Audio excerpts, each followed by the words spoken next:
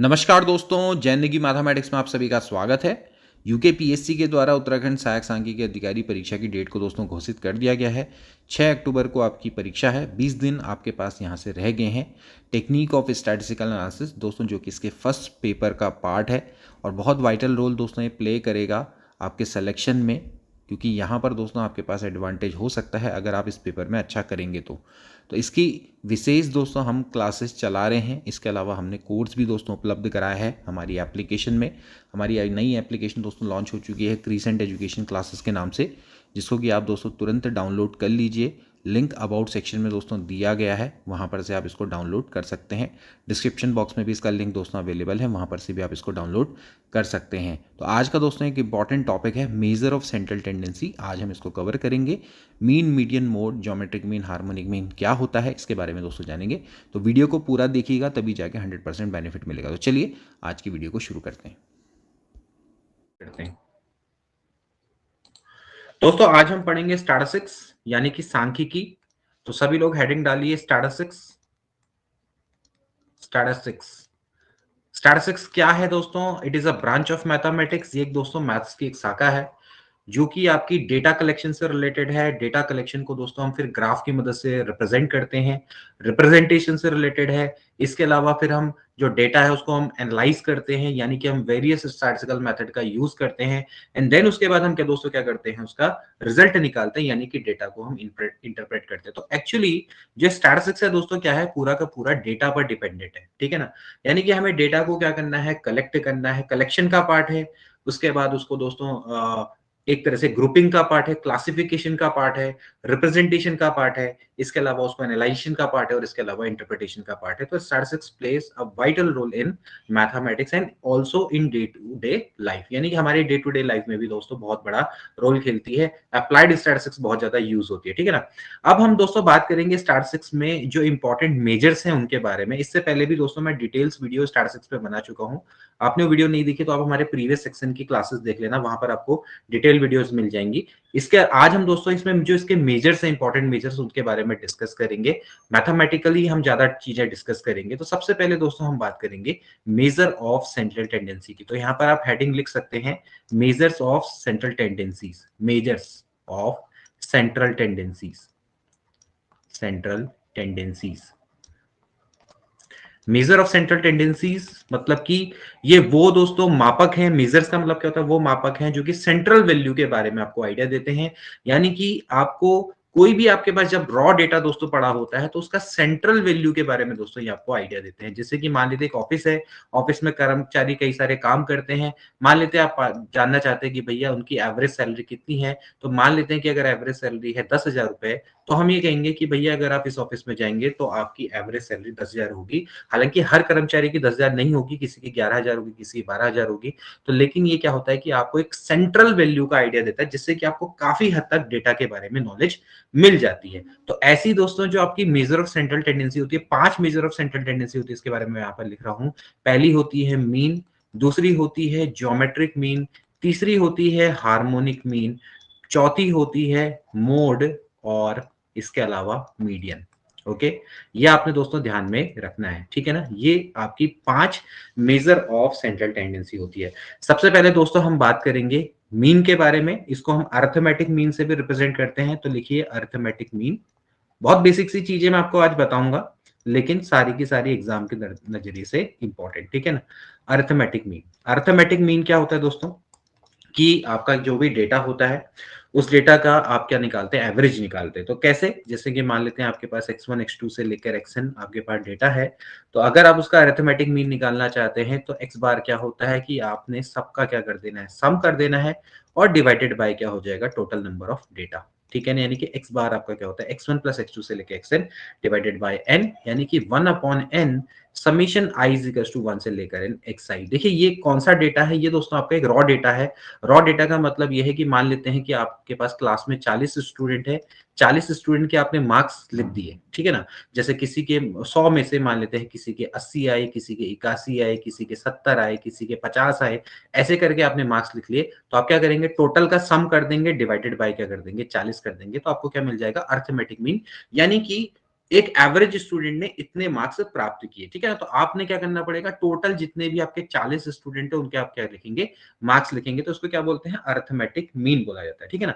अब जनरली होता है क्या है कि जो आपके पास डेटा होता है वो, अगर आप 80 या सॉरी 40 स्टूडेंट के मार्क्स अगर आप इस तरह से लिखेंगे तो it is not convenient. Some time क्या होता है कि आप कोई जो मार्क्स होते हैं वो रिपीट होते हैं, जैसे कि मान लेते हैं एक फलाना व्यक्ति जैसे रमेश है, सुरेश है, दोनों के मार्क्स 81 है।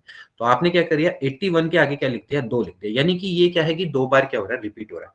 तो इसको हम क्या बोलते हैं, फ्रीक्वेंसी डिस्ट्रीब्यूशन बोलते हैं, यानी कि आपने इसको बोलते हैं वेरिएट, और ये तो होती है फ्रीक्वेंसी। तो अगर आप वेरिएट वैल्यू के सामने उसकी फ्रीक्वेंसी लिख देंगे तो वो आपका क्या बन जाएगा, फ्रीक्वेंसी डिस्ट्रीब्यूशन की श्रेणी में आ जाएगा।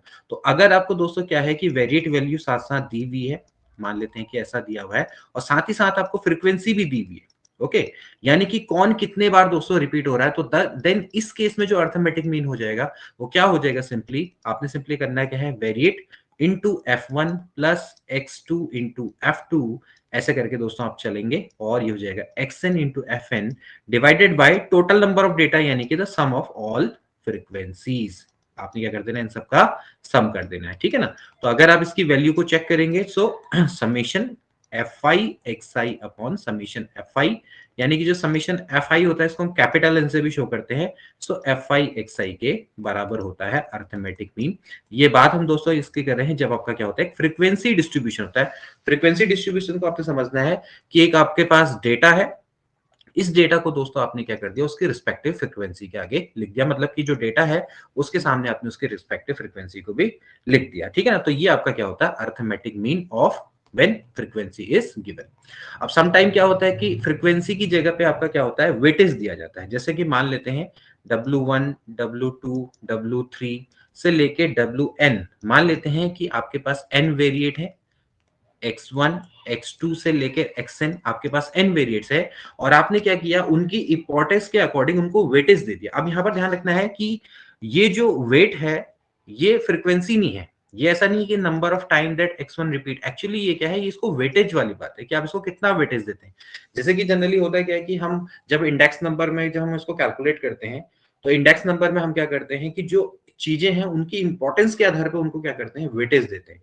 जैसे कि भाई आपको पता है कि अगर आप लग्जरी चीजें हैं तो उनको हम कम वेटेज देंगे, क्योंकि आपको पता है कि लग्जरी जो चीजें हैं, लाइक अगर हम गाड़ी की बात करें या सोना की बात करें, या अगर हम घर में एसी वेसी अगर हम यूज करते हैं तो उसको हम कम वेटेज देंगे रादर देन हम फूड आइटम को। फूड आइटम में भी क्या होगा कि जैसे हम पिज्जा है या बर्गर है उसको कम वेटेज देंगे, अगर हम खाने की बात करेंगे लाइक ऑनियन है या अगर हम दाल चावल है तो उसको ज्यादा वेटेज देंगे। तो उस केस में आपका क्या होता है कि जैसी जिसकी वैल्यू होती है उसके हिसाब से उसको क्या दिया जाता है, वेटेज दिया जाता है। तो जब हम उसका मीन निकालते तो क्या होता है, वो वेटेज मीन कहलाता है, ठीक है ना। तो वेटेज मीन में क्या हो जाएगा, सिंपली फॉर्मूला यही होगा फ्रीक्वेंसी मीन की तरह। कभी कभार लोगों को समझ में नहीं आता कि भाई वेटेज मीन और अर्थ ये फ्रीक्वेंसी जो मीन है उसमें क्या डिफरेंस है, तो ये डिफरेंस है, ठीक है ना। तो इसको हम दिखाएंगे, तो कैसे दिखाएंगे, ये हो जाएगा W1 X1 plus W2 X2 से लेके Wn Xn डिवाइडेड बाय क्या हो जाएगा, W1 प्लस W2 से लेके Wn, इसको हम वेटेज अर्थमेटिक मीन से रिप्रेजेंट करते हैं, ओके। अब होता क्या है कि कभी कभार दोस्तों हमारे पास जो डेटा होता है ना वो बहुत बड़ा होता है, ठीक है ना, बहुत डेटा बहुत ब्रॉड होता है, या यानी कि जैसे कभी कभार हमें क्या होता है कि एक्स की वैल्यू बहुत बड़ी दी होती है, तो उस केस में क्या होता है कि इसको कैलकुलेट करना उतना आसान नहीं होता है ना। तो इसके लिए दोस्तों हम क्या करते हैं, शॉर्ट मेथड का हम क्या करते हैं, यूज करते हैं, जिस मेथड को दोस्तों हम क्या बोलते हैं, डेविएशन मेथड या फिर स्टेप डेविएशन दोस्तों मेथड बोलते हैं, जिसकी मदद से हम आसानी से मीन को दोस्तों हम क्या कर सकते हैं, कैलकुलेट कर सकते हैं। आपने करना क्या है, ये जो सारे फॉर्मूला जो मैं आपको बता रहा हूं ये सारे आपने याद करते चले जाने हैं दोस्तों। हम जो स्टैटिस्टिक्स से बता रहे हैं, ध्यान रखना है, ये स्टैटिस्टिक्स थ्योरेटिकल स्टैटिस्टिक्स से डिफरेंट है। मैं जो आपको स्टैटिस्टिक्स आज पढ़ा रहा हूँ, ये स्टैटिस्टिक्स हमारी क्या है, थोड़ा न्यूमेरिकल स्टैटिस्टिक्स है, जो कि ज्यादातर आपकी क्या आती है, थोड़ा हायर लेवल के एग्जाम्स में आती है। इवन डेफिनेटली आपको ये क्या करेगी, सारे एग्जाम में मदद करेगी।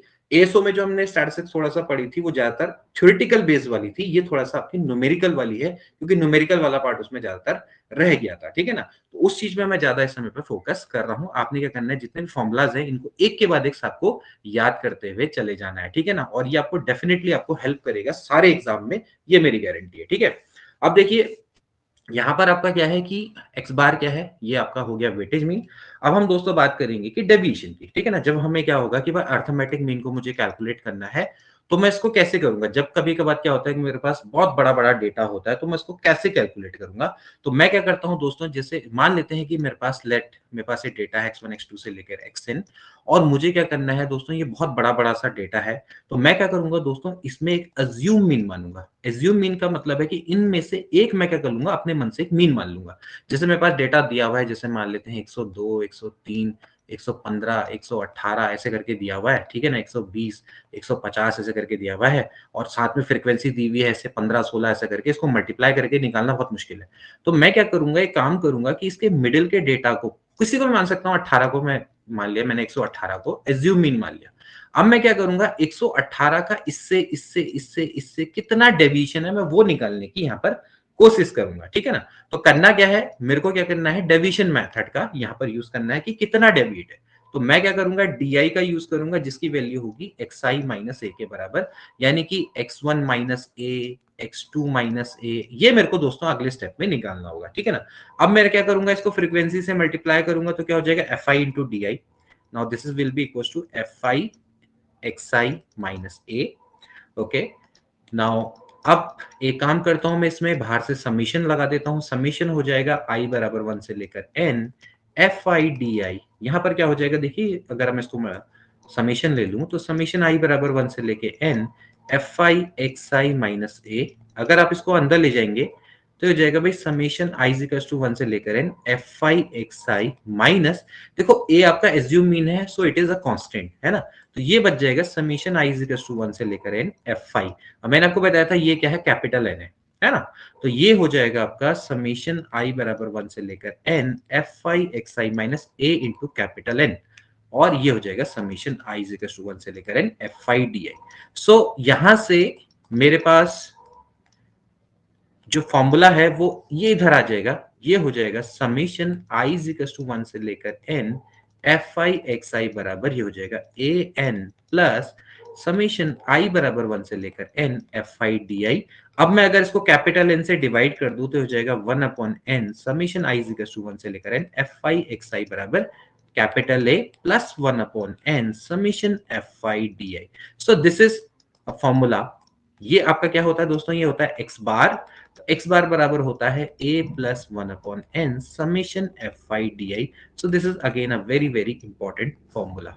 ठीक है, ध्यान रखना कि कई बार आपसे फॉर्मूला भी डायरेक्टली पूछ लिया जाता है। तो फॉर्मूला कैसे बना, क्या बना, इसके बारे में आपने बहुत ज्यादा मेहनत करनी है, यहाँ पर रिसर्च करना है, क्योंकि जितना फॉर्मूला बनाएंगे उतना आपके लिए फायदेमंद रहेगा। और यहाँ पर ध्यान रखना कि जो डी की वैल्यू है वो xi माइनस ए के बराबर होती है, यानी कि एक तरीके से हम कितना मिडिल डेटा से हम डेविएट कर रहे हैं उसके हम यहाँ से इसकी मदद से हम निकालते हैं।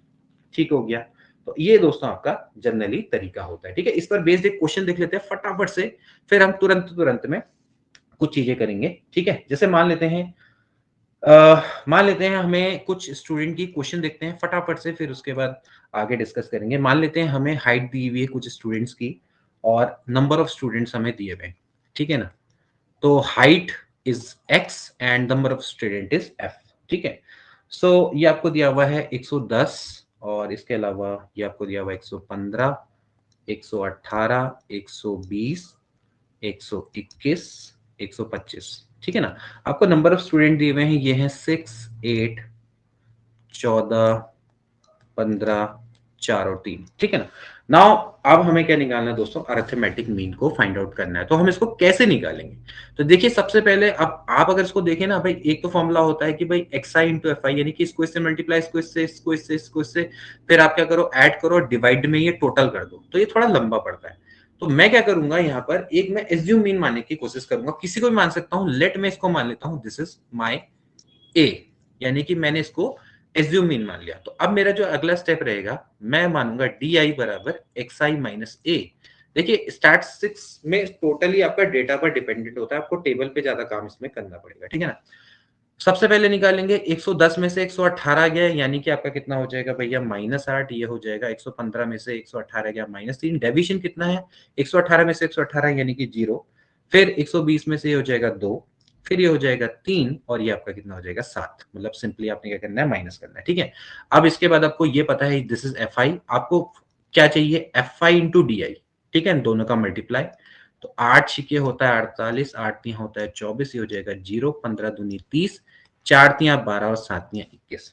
ओके, नाउ आपको सबसे इंपॉर्टेंट है कि पहले तो आपको इसका सम चाहिए, आपको कैपिटल एन चाहिए, कैपिटल एन यानी कि इसका सम। तो 8 से 14, 14 14 कितना होता है 28, 14 तिया 42 और 1 43, 43 और 7 आपका कितना हो जाएगा, ये 50 हो जाएगा।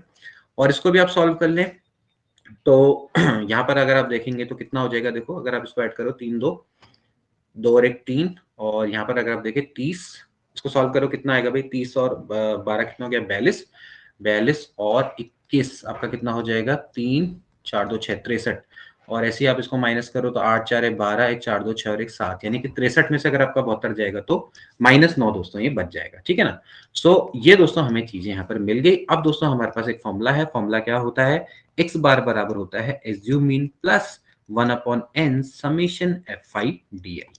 Okay, so from this formula हम इसको बहुत आसानी से निकाल सकते हैं। दिस इज a, कि हमारा a है, तो यानी कि 118 माइनस 1/50 गुणा यहां पर हो जाएगा -9, ठीक है ना। मतलब ये प्लस है तो ये माइनस हो जाना है, ठीक है ना। तो इसको सॉल्व करेंगे कितना आएगा, देखो कितना आएगा बताओ, आंसर कितना आ रहा है, ये हो जाएगा 118 और उसको सॉल्व करो 5 कम 5 यानी कि 0 पॉइंट और 40, ठीक है। तो ये हो जाएगा भैया 100 में से 18 गया कितना हो गया 82, तो यानी कि 117.8। ओके, तो ये दोस्तों आपका, ठीक है, इस तरह से दोस्तों हम क्या कर सकते हैं, आसानी से मीन को निकाल सकते हैं, ठीक है। तो ये दोस्तों आपकी मेथड होती है जिसकी मदद से हम आसानी से मीन को निकाला जा सकता है, ठीक है ना। तो यहां पर तक दोस्तों किसी को कोई डाउट, किसी को कोई प्रॉब्लम?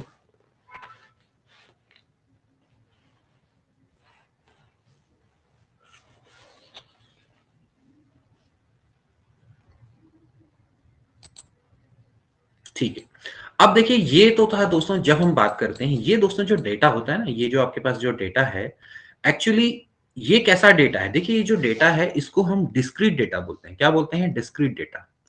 डिस्क्रीट डेटा दोस्तों क्या है कि जैसे आपके पास एक पर्टिकुलर डेटा है और आपने उसकी फ्रीक्वेंसी लिख दी, आपके पास एक पर्टिकुलर डेटा है, आपने उसकी फ्रीक्वेंसी लिखी, आपके पास जो डेटा है उसकी फ्रीक्वेंसी, ठीक है ना। अब जनरली आपके पास जो डेटा होता है दोस्तों वो जनरली डिस्क्रीट नहीं होता है, कभी कभार तो क्या होता है कंटिन्यूअस की फॉर्म में होता है, कंटिन्यूअस, समझ रहे ना। कंटिन्यूअस का मतलब है कि भैया मैंने कहा कि भाई 100 से लेके 110, ठीक है, फिर मैंने कहा 110 से लेके 120, फिर मैंने कहा भाई 120 से लेके 130। तो ऐसा जो डेटा होता है दोस्तों क्या होता है, ये कंटिन्यूअस डेटा होता है, ठीक है ना। अब ये जो डेटा होता है, ये आपका जो डेटा है दोस्तों, ये है एक्सक्लूसिव टाइप। जब इसको हम बोलते हैं लोअर लिमिट, इसको बोलते हैं अपर लिमिट। जब एक की अपर लिमिट दूसरे की लोअर लिमिट के बराबर होती है तो हम इसको एक्सक्लूसिव डेटा बोलते हैं। क्या बोलते हैं, एक्सक्लूसिव डेटा बोलते हैं, ठीक है ना। लेकिन अगर आपका यहां पर अगर 110 की जगह पे 109 होता और नीचे आपका 110 होता एंड देन यहाँ पर 119 होता, तो ऐसा जो डेटा होता है दोस्तों हम क्या बोलते हैं, इंक्लूसिव इसको डेटा बोला जाता है, ठीक है। समझना है कि एक्सक्लूसिव क्या है और इंक्लूसिव क्या है, ठीक है ना। तो हमें हमारे पास क्या हो सकता है, जो कंटिन्यूअस डेटा है वो इंक्लूसिव और एक्सक्लूसिव दोनों की फॉर्म में हो सकता है। तो ऐसे में दोस्तों हम क्या करते हैं, अर्थमेटिक मीन में एक शॉर्ट मेथड का यूज करते हैं जिसको कि हम स्टेप डिवीजन मेथड बोलते हैं। क्या बोलते हैं, स्टेप डिवीजन मेथड, यहां पर हम इसको बोलेंगे। तो उसके बारे में थोड़ा सा डिस्कस कर लेते हैं, ठीक है। तो यहां पर जो स्टेप डिवीजन मेथड है, कुछ नहीं करना है, जो हमारे पास ये जो 120 से 130 है, इनके बीच का जो डिफरेंस है 10, जिसको कि हम इंटरवल बोलते हैं, तो वो वाला जो फैक्टर है वो भी यहाँ पर आ जाएगा, ठीक है ना। तो उसका मैं डायरेक्टली फॉर्मूला आपको बताता हूँ, उसमें करना क्या है। चलिए मैं काम करते हैं, इसको नेक्स्ट पेज में करते हैं। तो जैसे कि हमने यहाँ पर दोस्तों क्या लिया था, डी लिया था, जिसकी वैल्यू थी xi माइनस ए के बराबर। यहां पर हम डी की जगह पे दोस्तों ले लेंगे ui, जिसकी वैल्यू हो जाएगी xi माइनस ए बट्टे h के बराबर। जहां पर h क्या होगा दोस्तों, ये होगा डिफरेंस बिटवीन द इंटरवल्स। ध्यान रखना है कि ये जो h है, ये है कि जो आपका इंटरवल के बीच में जो डिफरेंस है, ये वाला फैक्टर भी दोस्तों यहां पर आपका निकल के आ जाएगा, ठीक है। तो यहां पर आपने ये ध्यान में रखना है कि जो h वाला फैक्टर है, ये दोस्तों आपका एक और यहां पर आ जाएगा। तो यहां पर हमने क्या करना है, इसकी वैल्यू यहां पर हमने निकालनी है, कैलकुलेट करनी है, ठीक है। तो जो फॉर्मूला आता है, मैं आपको डायरेक्टली फॉर्मूला बताऊंगा कि फॉर्मूला क्या आता है, बहुत आसान है भाई। हमारा फॉर्मूला क्या था, वो था x बार बराबर क्या था, a plus 1/n summation fi di था, और तो कुछ नहीं था फॉर्मूला। तो जो ये वाले के संग जो फॉर्मूला आएगा वो आएगा x बार बराबर a प्लस यहां पर आ जाएगा h, बस और कुछ नहीं, और 1/n समेशन fi di की जगह पे क्या आ जाएगा, ui आ जाएगा। बस ये फॉर्मूला हमारा निकल के आ जाता है। So this is known as a step division method, ठीक है ना, step division method for calculating arithmetic mean. Okay, जहां पर u की जो वैल्यू होगी वो क्या होगी, xi माइनस a बट्टे h के बराबर होगी। ओके, तो ये दोस्तों हमारा एक फॉर्म है जिसको हमने समझना है, ठीक है। तो यहां तक बताइए, यहां पर तक किसी को कोई डाउट है तो?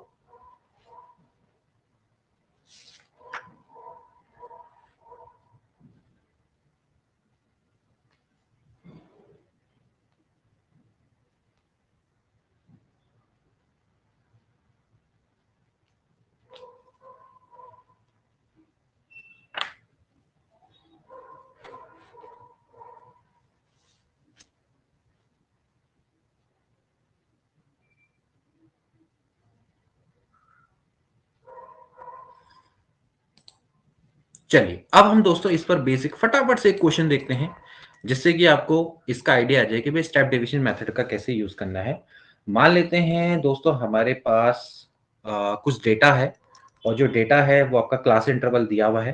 क्लास इंटरवल दोस्तों हमें दिया हुआ है 84 से 90, इसके बाद 90 से लेके 96, 96 से लेके 102, 102 से लेके 108, और 108 से लेके है 114। ध्यान रखना दोस्तों कि जो आपका एसओ का पेपर है उसमें 10 नंबर की स्टैटिस्टिक्स आने वाली है, तो ये बड़ा इंपॉर्टेंट आपके पास निकलने वाला है, ठीक है। तो ध्यान रखना कि जितना हम सीखे उतना कम है, ठीक। स्टैटिस्टिक्स का आपका पूरा 10 नंबर का आएगा, 100 में से 10 नंबर कम नहीं होते हैं, इसलिए मैंने इसको टॉपिक को दोबारा से इसलिए स्टार्ट किया है क्योंकि इसमें 10 नंबर का दोस्तों स्टैटिस्टिक्स आने वाली है। तो बहुत ध्यान रखना है कि बहुत सारी चीजें आपको यहाँ पर सीखने को मिलेंगी। और अगर आप स्टैटिस्टिक्स में अच्छा करते हैं, नाम भी स्टैटिस्टिकल ऑफिसर है, स्टैटिस्टिक्स की पोस्ट है, तो अगर आप उसमें ज्यादा अच्छा करेंगे तो आपके चांसेस रहेंगे निकलने के ज्यादा, ठीक है। तो कोशिश ये करनी है कि इस टॉपिक को बार बार पढ़ना है, ठीक। चलिए, इसके अलावा हाँ, आज भी 6 से 7 क्वेश्चन आए थे, हाँ बिल्कुल। देखो ये अभी नलिनी जी आज पेपर दे के आई हैं टीजीटी का, तो ये मुझे मेरी थोड़ा सा बात हुई थी इनसे, हालांकि मैंने पेपर के बारे में ज्यादा नहीं पूछा, तुमसे मैं डिस्कस करूंगा। स्टैटिस्टिक्स से तो हमेशा से क्वेश्चन आते ही आते हैं, ठीक है ना। तो देखो, अब यहां पर देखो क्या है, आपके पास डेटा दिया हुआ है दोस्तों। ये कैसा डेटा है आप देख सकते हैं, कंटिन्यूस डिस्ट्रीब्यूशन है। कैसा वाला डिस्ट्रीब्यूशन है, एक्सक्लूसिव वाला। यहाँ पर 90, यहाँ पर भी 90 एक्सक्लूसिव है। आपको साथ साथ में ये क्लास है, और इसके अलावा दोस्तों आपको क्या दिया हुआ है, और फ्रीक्वेंसी दोस्तों दी हुई है। फ्रीक्वेंसी आपको दी हुई है, यहाँ पर मैं लिख लेता हूँ। फ्रीक्वेंसी आपको दी हुई है, चलो थोड़ा सा दूर कर देते हैं क्योंकि हमें बीच में जरूरत पड़ेगी। फ्रीक्वेंसी आपको दी हुई है यहाँ पर 87, 93, 99, 105 और 111, ठीक है ना। ये आपको फ्रीक्वेंसी दी हुई है। नाउ हमें दोस्तों क्या करना है, इसका स्टेप डिवीजन मेथड की मदद से इसका मीन को कैलकुलेट करना है, ठीक है ना। तो देखो क्या क्या हमारा तरीका रहेगा। सबसे पहले दोस्तों हम जब भी क्लास होती है तो सबसे पहले हम क्या करते हैं, क्लास मार्क्स को निकालते हैं। क्लास मार्क्स कैसे निकाले जाते हैं, कुछ नहीं करना है, इन दोनों को ऐड करके बट्टे 2 कर दो, ठीक है ना। तो आप इन दोनों को जब जोड़ेंगे और बट्टे 2 करेंगे तो आपको कितना मिल जाएगा, देखिए 84 और 90 है, सीधे सीधी बात है, बीच में 6 का गैप है, तो आपने सिंपली क्या कर देना है, 87 हो जाएगा, मतलब इसमें 3 जोड़ दो, ठीक है ना। ऐसे इन दोनों के बीच में कितना हो जाएगा भैया, 93 हो जाएगा। फिर इसके बाद इसमें क्या हो जाएगा, 99 हो जाएगा। 3 3 इसमें ऐड करते हुए जाना है, चला जाना है लोअर लिमिट में, या फिर अपर लिमिट में से 3 को माइनस कर दो तो 105, और ये हो जाएगा 111। तो ये तो हो गया भैया आपका एक्सआई। अब आप देख रहे हैं कि भाई एक्सआई भी इतना बड़ा है, तो सिंपली आपने क्या करना है, यहां पर आप निकालेंगे एज्यूम मीन मेथड से यूआई, ठीक है। क्या करेंगे, यूआई को फाइंड आउट करने की कोशिश करेंगे, ठीक है। तो यूआई को हम क्या लेते हैं, चलो मैं मान लेता हूं इसमें से मैं ये वाले मेथड को मैं ए मान लेता हूं क्योंकि ये मिडिल का है। तो मुझे यहां पर क्या निकालना है, ui जिसकी वैल्यू होगी xi माइनस ए बट्टे H. Now what is H, आप देख सकते हैं इन दोनों के बीच का जो डिफरेंस है वो कितना है दोस्तों, यहाँ पर 6 है, ठीक है ना। यहाँ पर जो जो इन दोनों के बीच का जो डिफरेंस है वो कितना है, 6 है। तो डिवाइडेड बाई क्या करेंगे, 6 करेंगे, ओके। तो देखो 99 माइनस 87, 99 माइनस अगर आप 87 करेंगे तो कितना आ जाएगा, देखिए ये हो जाएगा 12, है ना। तो 12 90 मतलब 87 माइनस, देखो यहाँ पर करना क्या होगा, ये होगा 89। देखो यहाँ पर एक्स आई कितना है 87, यहाँ पर रखो वैल्यू 87 माइनस 99 बट्टे h कितना है, ये है 6, यानी कि -12/6, -12/6 कितना हो गया, -2, ठीक है ना। तो देखो कितना शॉर्ट हो गया, तो यहाँ पर हो गया -2। ऐसे ही फिर आप इसको इन दोनों के बीच का डिफरेंस करो तो -6 यानी कितना हो गया, -1, दिस इज 0। 105 में से 99 माइनस करो तो एक्चुअली कितना आता है, 6 कितना हो गया, 1 हो गया। 111 में से 99 माइनस करो तो आपका कितना आ जाता है, 12 आता है, तो यानी कितना हो गया, 2 हो गया। ये देखो, ठीक। अब ये मिल गया आपको ui, है ना, देखो कितना शॉर्ट हो गया बट्टे h करने से, ठीक। अब मुझे क्या करना है, फॉर्मूला देखो, फॉर्मूला एक साइड में क्या करा करो ना, फॉर्मूला लिख दिया करो। x बार क्या होता है, ये होता है a प्लस h बट्टे capital N summation fi ui, ये हमारा फॉर्मूला था, ठीक। तो आपको क्या क्या चाहिए भैया, चाहिए fi इंटू ui, तो fi इंटू ui निकाल लो। fi इंटू ui कितना हो जाएगा, दोनों का प्रोडक्ट 87 इंटू, सॉरी यहाँ पर आपका क्या है, फ्रीक्वेंसी आपकी, सॉरी यहाँ पर सॉरी है, फ्रीक्वेंसी मैंने गलत लिख दी है, ये फ्रीक्वेंसी नहीं है, फ्रीक्वेंसी मैंने गलत लिख दी। फ्रीक्वेंसी आपकी दी हुई है 8, 12, 15, 10 और 5, ये दी हुई है फ्रीक्वेंसी, मैंने एक्सआई को उतार दिया दोबारा ना। तो फ्रीक्वेंसी कितनी हो जाएगी दोस्तों, ये हो जाएगी आपकी -16, मल्टीप्लाई करो, ये हो जाएगा -12, ये हो जाएगा 0, ये हो गया 10 और 10, ठीक है। सो एट द एंड हमें क्या करना है, इसका सम, तो पहले इनका सम निकाल लो, कितना हो जाएगा इसका सम, इसका भी सम निकालना है, एन, ये आपका कैपिटल एन होगा, तो इसको निकालो। 12 8 कितना होता है, 20, 20 और 10 30, 30 और 20 कितना हो गया भैया, 50, और इसका सम करेंगे तो आपको पता है भैया कितना हो जाएगा, -28 + 20 यानी कि -8, इसका सम निकल के आ जाता है। तो ए ये है, तो ये हो जाएगा भैया 99 प्लस h की वैल्यू है 6 बट्टे n यानी कि 50 गुणा -8, ठीक हो गया। अब आप इसको सॉल्व करें, कितना आएगा भैया, 99, 8 × 48, 8 × 48 को जरा डिवाइड करो सीधा, 48 को 50 से डिवाइड करो, यानी कि 5 48, तो 5 5 × 5 5 9 45 हो गया, और कितना हो जाता है भैया, 3 5 31, तो 0.96 आ जाता है डायरेक्टली, है ना। तो 96 यानी 100 में से 96 माइनस करोगे तो 4 बचेगा, तो 98.04 इज द राइट आंसर, ठीक। इस तरह से दोस्तों आप इसको निकाल सकते हैं, ठीक है ना। So with the help of star deviation method आप इसको आसानी से निकाल सकते हैं। तो ये दोस्तों इसमें तरीका रहता है, ठीक है, ओके। तो ये आपको दोस्तों क्लियर हो गया कि भैया क्या है स्टेप डेविएशन मेथड, क्या है, ठीक है, और डेटा को किस तरह से फाइंड आउट किया जाता है, ठीक है ना। ध्यान रखना है कि जब भी हम इस मेथड का जब यूज करेंगे तो आपके दिमाग में क्लियर होना चाहिए कि जो ये आपका जो डेटा है वो आपका एक्सक्लूसिव फॉर्म में है या नहीं है, ठीक है ना। आपको एक्सक्लूसिव इसको बनाना पड़ेगा, अगर नहीं है तो बनाना पड़ेगा। अगर मान लेते हैं ये इंक्लूसिव की फॉर्म में, तो आप इसको क्या करें, एक्सक्लूसिव की फॉर्म में कन्वर्ट कर ले। हालांकि ये ज्यादातर आपका जो एक्सक्लूसिव की फॉर्म से इंक्लूसिव से एक्सक्लूसिव की फॉर्म में होती है, वो ज्यादातर मीडियन और मोड निकालने में ज्यादा काम आती है, लेकिन मीन में भी निकाल दोगे तो सही रहेगा। बाकी फिर मैं आगे बताऊंगा इसको कैसे बनाएंगे। फिलहाल आपका जो डेटा एक्सक्लूसिव की फॉर्म में रहे तो बेटर रहता है, ठीक है ना। अदरवाइज खैर यहाँ पर तो खैर उतना ज्यादा फर्क नहीं पड़ता, क्योंकि लोअर लिमिट और अपर लिमिट का यहाँ पर रोल नहीं है, लेकिन मीडियन और मोड निकालने में इसका ज्यादा यूज होता है, ठीक है। तो ये तो हो गया आपका अर्थमेटिक मीन कैसे निकाला जाता है, ये आपने समझ लेना है, ठीक है। इसके बाद अगला जो कि इंपॉर्टेंट है वो है अब इसकी properties. These are the most important properties, most important properties. देखिए पहली प्रॉपर्टी क्या है कि पहले मैं यहाँ पर लिख लेता हूं, फिर आपको समझ में आएगा। देखिए algebraic sum of the deviation of a set of values from their arithmetic mean is always 0। क्या कह रहा है कि algebraic sum of deviation of set of values from their arithmetic mean is always 0। कहने का मतलब ये है कि भैया अगर हम डेविएशन निकालें अर्थमेटिक मीन से, जैसे हम डी किससे निकाले थे, एक्स आई माइनस ए निकाले थे ना।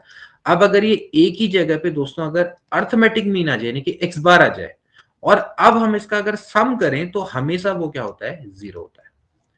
कहने का मतलब है समीशन डी आई 0 होगा अगर जब ए है वो एक्स बार के बराबर हो जाए। यानी कि अगर मैं डेविएशन लेता हूं एक्स बार से और इन सबका सम कर देता हूं तो उसकी वैल्यू हमेशा क्या आएगी, जीरो आएगी। It is a very very important concept, ठीक है ना। जैसे कि मान लेते हैं ये आपका 98.04 है ना, तो अगर ये जो 98.04 है, अगर ये तो खैर चलो अप्रोक्सीमेट है, अगर आप 98.04 से इसका डेविएशन निकालेंगे, सम निकालेंगे, तो हमेशा क्या आएगा, जीरो आएगा, ठीक है ना। तो ये दोस्तों आपने ध्यान में रखना है कि जब भी आप डेविएशन लेंगे फ्रॉम अर्थमेटिक मीन और उसका सम करेंगे, तो वो हमेशा क्या होता है, जीरो आता है। ये क्वेश्चन कितने बार आ चुका है और कई बार ये बार बार आपको देखने को मिलेगा। Same for frequency distribution, like कि अगर आपके पास summation f i x i minus x bar है दोस्तों, उसकी वैल्यू भी क्या होगी, जीरो होगी। बहुत आसानी से आप इसको प्रूव कर सकते हैं। देखिए आप जानते हैं भाई summation x i minus x बार, आपको पता है summation x i minus x bar है, ये हो जाएगा समीशन एक्स आई आई माइनस, देखो एक्स बार क्या होता है, कांस्टेंट होता है, तो ये क्या इतना हो जाएगा एन। भाई सीधी बात है, आई बराबर अगर 1 से लेके एन कर रहे हैं, तो कांस्टेंट को जब आप समेशन करते हैं तो एन आ जाता है आगे से।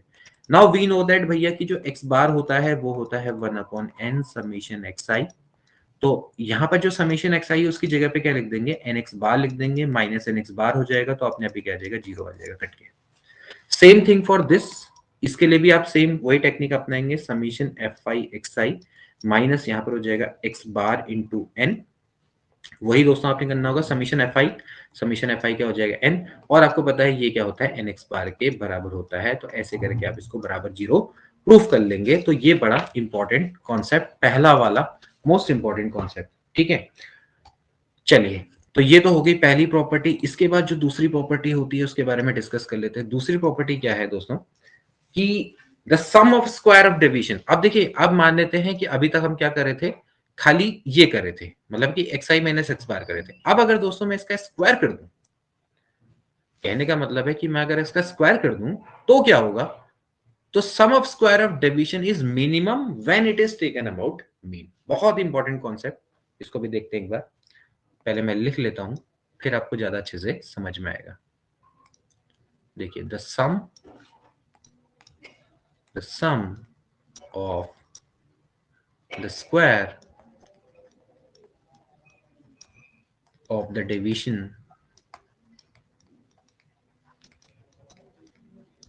of a set of values is minimum when taken about mean।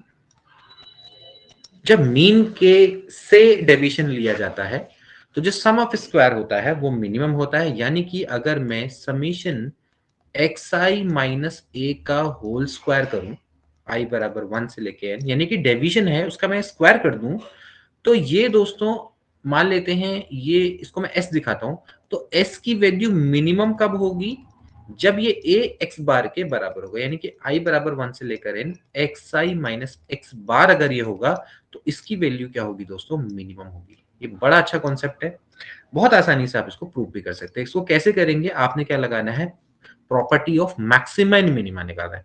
Maximum minima के लिए आप क्या करोगे, ए के रिस्पेक्ट में मैं इसको डिफरेंशिएट कर देता हूं। तो लेट मैं इसको जब डिफरेंशिएट करूंगा तो मेरे को क्या मिलेगा, ds बट्टे dA। जब आप इसको डिफरेंशिएट करेंगे तो क्या होगा दोस्तों, ऐसे 2 आ जाएगा बाहर, 2 बाहर आ जाएगा। ये हो जाएगा summation i is equal to 1 से लेकर एन एक्स आई माइनस ए।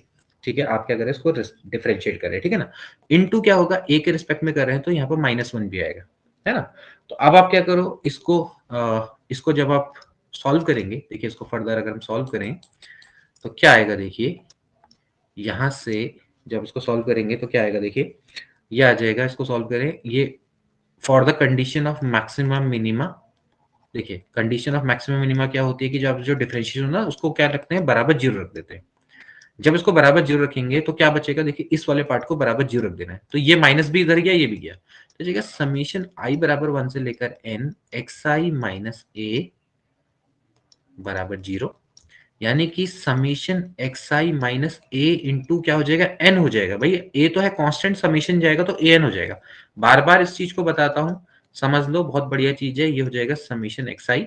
तो ए की वैल्यू दोस्तों यहां पर से क्या आ गई, ये आ गई एक्स बार। ए की वैल्यू क्या निकल के आ गई, एक्स बार। अब जो ये ए की वैल्यू आई है, अगर हम इसमें दोबारा इसको डिफरेंशिएट करें, अगर मैं इसको दोबारा यहां पर डिफरेंशिएट करूं, तो आप देख सकते हैं डी स्क्वायर एस बटे डी ए स्क्वायर अगर मैं करूं, ए के रिस्पेक्ट में डिफरेंशिएट करूं, तो यहाँ पर आप देख सकते हैं कि -a का डिफरेंशिएशन क्या हो जाएगा, प्लस, तो यहाँ पर क्या आ जाएगा, +2 आ जाएगा, which is greater than 0। And आप जानते हैं दोस्तों कि for the condition of maximum minima, अगर डी स्क्वायर बटे डी स्क्वायर अगर ग्रेटर देन 0 आता है, तो इस पॉइंट पे या इस वैल्यू पर ए क्या होगा, मिनिमम होगा, यानी कि इसकी वैल्यू क्या होगी, मिनिमम होगी। और मिनिमम वैल्यू क्या हो जाएगी, एक्स आई माइनस एक्स बार। तो आप देख सकते हैं कि ए की क्या वैल्यू होनी चाहिए, एक्स बार, जिसके लिए आपका ये फंक्शन क्या होगा, या फिर एस है वो आपका क्या हो जाएगा, मिनिमम हो जाएगा। इस तरह से दोस्तों आप इसको आसानी से प्रूव कर सकते हैं। ठीक है, यहाँ पर एक थोड़ा सा करूंगा, यहाँ पर 2n आएगा। ठीक है ना, इसको जब आप डिफरेंशिएट करेंगे, बाहर से समीशन भी है ना, तो 2 इंटू साथ में समीशन बच जाएगा, तो 2n which is greater than 0। ठीक है ना, तो ये आपकी क्या हो गई, दूसरी बहुत महत्वपूर्ण फॉर्म। ठीक है, ये आपने ध्यान में रखना है। तो यहां पर तक किसी को कोई डाउट तो नहीं है, बताइए, किसी को कोई डाउट है तो सेकंड प्रॉपर्टी ऑफ मीन।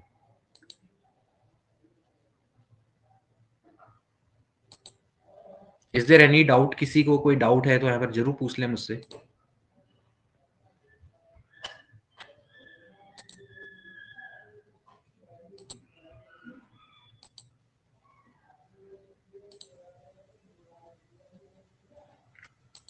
चलिए, अब बात करेंगे, ये तो हो गया हमारा दूसरी प्रॉपर्टी। अब बात करेंगे हम तीसरी प्रॉपर्टी की। तीसरी प्रॉपर्टी दोस्तों क्या कहती है कि मान लेते हैं कि अब हमारे पास कई सारी डेटा है, मतलब कि डिफरेंट डेटा है। ठीक है ना, और उन सबके जो मीन है वो अलग अलग है। मान लेते हैं एक का मीन है x1 बार, एक का है x2 बार, एक का है x3 बार, ऐसे ऐसे करके। ठीक है ना, और मान लेते हैं इस तरह के हमारे पास कई सारी सीरीज हैं। तो आपने क्या निकालना है कि उनके कंपोजिट मीन निकालना है। तो जैसे मान लेते हैं x1 है, इसमें आपके n1 कंपोनेंट है, यानी कि इसमें n1 टर्म है, इसमें n2 टर्म है, इसमें n3 टर्म है, और ऐसे दोस्तों इसमें कितने हैं, nk टर्म है। ठीक है, n1 n2 से लेके nk टर्म है।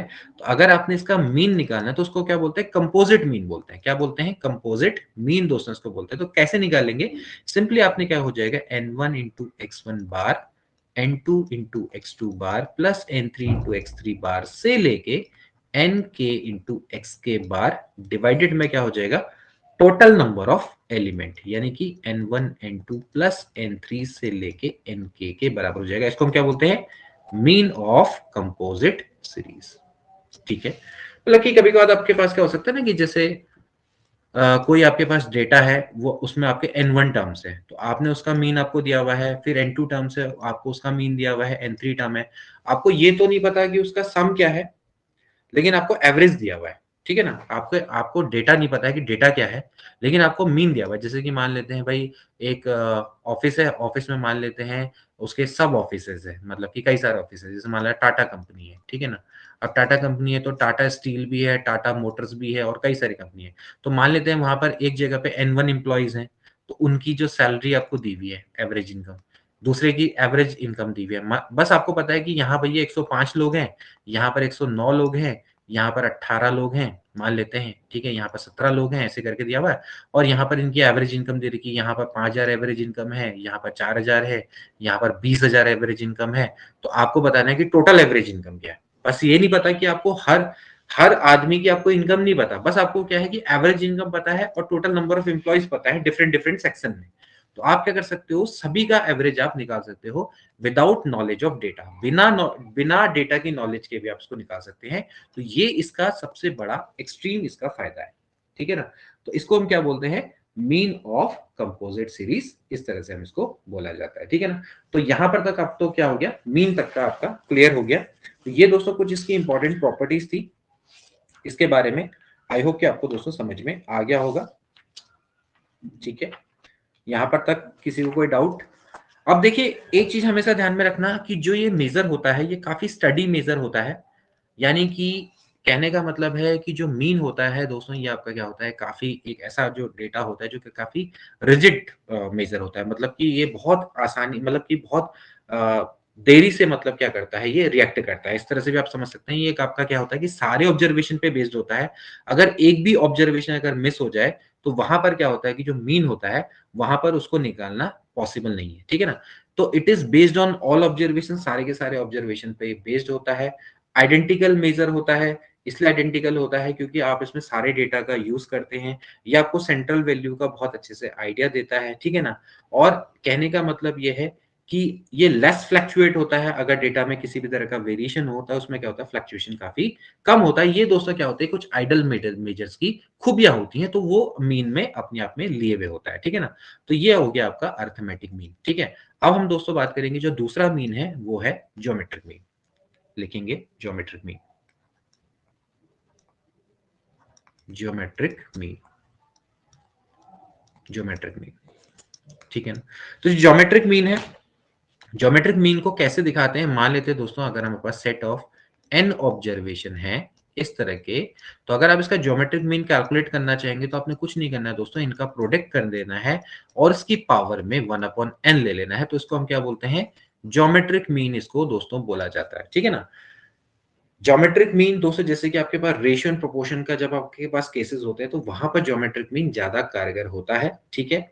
अब जो ज्योमेट्रिक मीन है दोस्तों, ये आपने देखना है कि अगर कोई भी डेटा अगर आपका नेगेटिव है या अगर जीरो है, तो उस केस में ज्योमेट्रिक मीन आपका अर्थहीन हो जाता है, यानी कि उसको निकालने का कोई फायदा नहीं है, क्योंकि आपको पता है कि जब आप प्रोडक्ट करेंगे तो जीरो हो जाएगा, तो उस केस में ज्योमेट्रिक मीन की कोई भी वैल्यू नहीं निकलती। इसी तरह से अगर आपका डेटा नेगेटिव है, और नेगेटिव में आपको पता है कि अगर ऑड नंबर ऑफ डेटा में नेगेटिव आता है, तो उस केस में आपका क्या होगा, तो उस केस में आपका क्या होगा कि पावर में अगर आपका जैसे मान लेते हैं 1/2 है, 1/4 है, 1/6 है, तो फिर उसको निकालना आपका पॉसिबल नहीं होता, क्योंकि आप जानते हैं कि भाई स्क्वायर रूट ऑफ, जैसे मान लेते हैं आप स्क्वायर रूट निकालना चाहते हैं नेगेटिव नंबर का, तो उस समय पर आपके पास क्या आता है, कॉम्प्लेक्स डेटा आता है।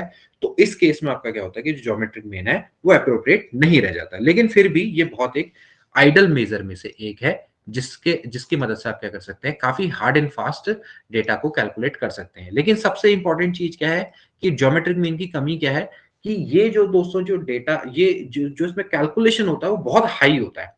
कहने का मतलब है कि जब ज्योमेट्रिक मीन को दोस्तों आप कैलकुलेट करेंगे, तो इसके लिए दोस्तों आपको क्या होता है कि कंप्यूटर की आवश्यकता पड़ती है। आपने देखा होगा कि ज्योमेट्रिक मीन जब हम निकालते हैं, तो हमें जनरली क्या होता है कि आप कैलकुलेटर से भी अगर आप कैलकुलेट करेंगे तो बहुत मुश्किल होता है। तो इसके लिए अब क्या होता है कि हम एक्सेल में हम फॉर्मूला लगाते हैं, उसकी मदद से हम ज्योमेट्रिक मीन को फाइंड आउट करते हैं। अरिथमेटिक मीन को आप बहुत आसानी से कैलकुलेट कर लोगे, इवन और भी जैसे आपके मीडियन है, मोड है, उसको आप कैलकुलेट कर लोगे, लेकिन जो ज्योमेट्रिक मीन है और इसके अलावा हार्मोनिक मीन है, इनको कैलकुलेट करना बहुत मुश्किल होता है। तो ये दोस्तों इसकी बहुत बड़ी कमी है ज्योमेट्रिक मीन की, ठीक है ना? अब हम बात करेंगे इसके कुछ और इंपॉर्टेंट फॉर्मूला की। अगर मैं यहाँ पर ले लूँ लॉग, तो लॉग हो जाएगा, तो क्या हो जाएगा, देखिए हो जाएगा 1/n, हो जाएगा log x1 plus log x2 से लेके कितना हो जाएगा log xn। कैसे हुआ है, ये 1/, इधर आ जाएगा, प्रोडक्ट क्या हो जाएगा, सम में कन्वर्ट हो जाएगा, ठीक है ना? तो आप देख सकते हैं कि जो log g है, वो log का क्या है, अर्थमेटिक मीन है। अब आप देख सकते हैं जो log g है वो log का क्या होता है, अर्थमेटिक मीन होता है। तो यहां से जो log g है वो आ जाएगा 1/n summation log xi, i बराबर 1 से लेकर n log xi के बराबर। तो अगर g की मैं बात करूं, तो जब log इधर जाता है तो क्या बन जाता है, एंटी लॉग बन जाता है। तो आप इसको ऐसे भी लिख सकते हो, anti log 1/n summation i बराबर 1 से लेकर n log xi के बराबर। ठीक हो गया, तो ये हो गया आपका ज्योमेट्रिक मीन, ठीक है ना? अब सम टाइम क्या होता है कि जो डेटा है, डेटा के साथ साथ उसकी फ्रीक्वेंसी भी दी होती है। लाइक यहाँ पर f1 है, इसकी फ्रीक्वेंसी f2 है, इसकी फ्रीक्वेंसी f3 है, यानी कि इतने टाइम दोस्तों ये क्या हो रहा है, बार बार रिपीट हो रहा है। यहाँ पर fn है, तो उस केस में क्या होगा भैया, उस केस में आप क्या करेंगे, सिंपल सी बात है, जो अगर आप ज्योमेट्रिक मीन निकालने की कोशिश करेंगे, यानी कि आप x1 को कितने टाइम मल्टीप्लाई करेंगे, f1 टाइम, तो क्या हो जाएगा, x1 की पावर में f1 हो जाएगा। समझ रहे हो? ऐसे ही x2 की पावर में क्या हो जाएगा, f2 हो जाएगा। समझना है कि x1 f1 टाइम है, जैसे कि मान लेते हैं 4 है, वो 5 टाइम आ रहा है, तो आपको 4 को 5 टाइम मल्टीप्लाई करना है, तो 4 गुणा 4 गुणा 4 गुणा 4 करना है, सम नहीं करना है, मल्टीप्लाई करना है। तो 4 की पावर कितना हो जाएगा, 5 हो जाएगा। तो इस समय पे जो फ्रीक्वेंसी है वो मल्टीप्लाई ना होकर पावर में जाएगी। समझ रहे हो? ऐसे ही यहाँ पर हो जाएगा x1 की पावर में fn, और की पावर में क्या हो जाएगा, total number of frequency. Total number of frequency का मतलब है कि आपने क्या करना पड़ेगा, 1 सम ऑफ ऑल फ्रीक्वेंसी, यानी कि f1 प्लस f2 से लेके fn, जिसको हम कैपिटल एन से शो करते हैं, यानी कि x1 की पावर f1, x2 की पावर f2 से लेके xn की पावर fn की पावर में हो जाएगा 1/N। ये दोस्तों आपका ज्योमेट्रिक मीन का फॉर्मूला है, ठीक है? अब इसमें अगर फिर से अगर मैं log ले लूंगा, तो log से क्या हो जाएगा, ये हो जाएगा 1/n।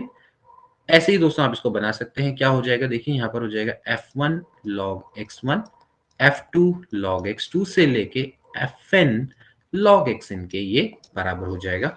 इस तरह से हम क्या कर सकते हैं, यहाँ से निकाल सकते हैं। और अगर g की वैल्यू की बात करी जाएगी तो क्या हो जाएगा भाई, anti log 1/n f1 log x1 plus f2 log x2 से लेके fn log xn के ये बराबर हो जाएगा। देखिए ये फॉर्मूलाज है, इनको याद नहीं करना है, इनको बनाना है, इनको खुद बनाना है, ठीक है ना।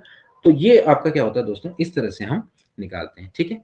अब कभी कभार क्या होता है कि हमें ज्योमेट्रिक मीन दिए होते हैं दो डेटा के, मान लेते हैं कि हमारे पास G1 और G2 मान लेते हैं, ये हमारे पास ज्योमेट्रिक मीन दे रखे हैं, और N1 और N2 हमारे पास डेटा है, मतलब कि नंबर ऑफ एलिमेंट्स है या साइज, मतलब कि हमारे पास कोई डेटा दिया हुआ, उसका साइज N1 है और उसका दूसरे का साइज N2 है। तो अगर आपने दोस्तों इसका ज्योमेट्रिक मीन निकालना है तो कैसे निकालेंगे, सेम अर्थमेटिक मीन जैसे कंपोजिट का निकालते हैं भाई। क्या था, अगर हम कंपोजिट का अर्थमेटिक मीन निकालते तो क्या था भाई, N1 x1 बार प्लस N2 x2 बार बट्टे N1 प्लस N2, ये था ना। तो ऐसे ही आप इसका भी फॉर्मूला निकालेंगे, लेकिन यहाँ पर क्या लग जाएगा, लॉग लग जाएगा। ध्यान रखना कि जब हम लॉग लगाते हैं तो जो ज्योमेट्रिक मीन है वो कैसे बिहेव करता है, वो आपका अर्थमेटिक मीन की तरह बिहेव कर रहा है। आप देख सकते हैं log g बराबर है 1/n log xi। तो बस आप क्या करो, यहाँ पर आप इसको किस में कन्वर्ट कर लो, लॉग में कन्वर्ट कर लो, बस और कुछ ही मत करो। यहाँ पर हो जाएगा भाई log g बराबर हो जाएगा n1, यहाँ पर हो जाएगा log g1 plus n2 log g2 बट्टे n1 प्लस n2। ये दोस्तों आपका हो गया ज्योमेट्रिक मीन, ठीक है। इस तरह से दोस्तों हम क्या कर सकते हैं, ज्योमेट्रिक मीन को फाइंड आउट कर सकते हैं। तो ये तो हो गया दोस्तों आपका ज्योमेट्रिक मीन। यहां तक आपको समझ में आया ज्योमेट्रिक मीन।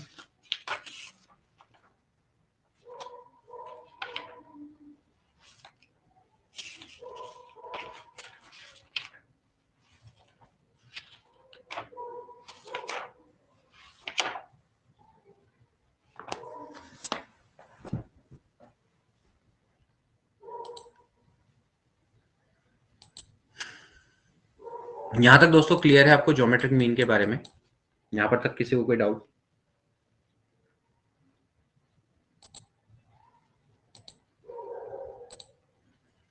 चलिए, तो दोस्तों ये तो हो गया आपका ज्योमेट्रिक मीन। ज्योमेट्रिक मीन भी दोस्तों क्या होता है, सारे ऑब्जर्वेशन पे बेस्ड होता है, लेकिन ये दोस्तों क्या होता है कि अगर डेटा में जरा सा चेंज हो तो इसमें बहुत बड़ा फ्लक्चुएशन दिखाई देता है, ठीक है। अब हम बात करेंगे अगला हार्मोनिक मीन की। हार्मोनिक मीन, हार्मोनिक मीन क्या है? हार्मोनिक मीन का मतलब है दोस्तों कि जनरली आपका क्या होता है कि जब हार्मोनिक मीन को हम कैसे निकालते हैं, यानी कि जब आपके x1 x2 से लेकर xn है वो अगर उनका रेसिप्रोकल अर्थमेटिक मीन में हो तो हम बोलते हैं कि जो x1 x2 से लेकर xn है वो आपका क्या है, वो आपके हार्मोनिक मीन में, ठीक है ना। तो इसका फॉर्मूला क्या होता है, सिंपली आपके पास क्या है कि ऑब्जर्वेशन आपके देखो जो x1 x2 से लेकर xn है दोस्तों, ये सारे के सारे नॉन जीरो होने चाहिए। पहली बात तो अगर इनमें से एक भी जीरो हो गया तो फिर आपका हार्मोनिक मीन निकालना पॉसिबल नहीं हो पाएगा। तो अगर आपने इनका हार्मोनिक मीन निकालना है तो आप क्या करेंगे, आप इनके रेसिप्रोकल का अर्थमेटिक मीन ले लेंगे और उसका रेसिप्रोकल कर देंगे, तो वो क्या कहलाएगा, हार्मोनिक मीन कहलाएगा। तो पहले आप क्या करो, इनका रेसिप्रोकल लो, क्या हो जाएगा 1/x1 1/x2 से लेके 1/xn। इसका आप क्या लो, अर्थमेटिक मीन लो। तो इसका अर्थमेटिक मीन कैसे निकालेंगे, 1/x1 1/x2 से लेके 1/xn बट्टे क्या हो जाएगा n। इसका दोस्तों आपने क्या करना है, रेसिप्रोकल कर देना है, यानी कि इसको उल्टा कर देंगे तो हो जाएगा n बट्टे 1/x1 प्लस 1/x2 से लेके 1/xn। दोस्तों इसको क्या बोला जाता है, हार्मोनिक मीन बोला जाता है, ठीक है। तो फॉर्मूला क्या आया निकल के, फॉर्मूला आया ये वाला, ये वाला फॉर्मूला जो है इसको आप ऐसे लिखेंगे n बट्टे समीशन 1/xi, i बराबर 1 से लेके n, ठीक है। अब मान लेते हैं कि अगर आपको x1 की फ्रीक्वेंसी भी दी हुई है, x2 की भी आपको फ्रीक्वेंसी दी हुई है और ऐसे आपके पास xn की भी फ्रीक्वेंसी आपको दी हुई है, तो उस केस में आपका क्या हो जाएगा, जो स्मॉल n है वो आपका क्या हो जाएगा, कैपिटल n में कन्वर्ट हो जाएगा, जहां पर कैपिटल n क्या होता है, इन सबका सम अपॉन समीशन i बराबर 1 से लेकर n fi अपॉन xi। ऐसे करके दोस्तों आप इसको शो कर सकते हैं, ठीक है ना। तो ये आपका एक सेकंड,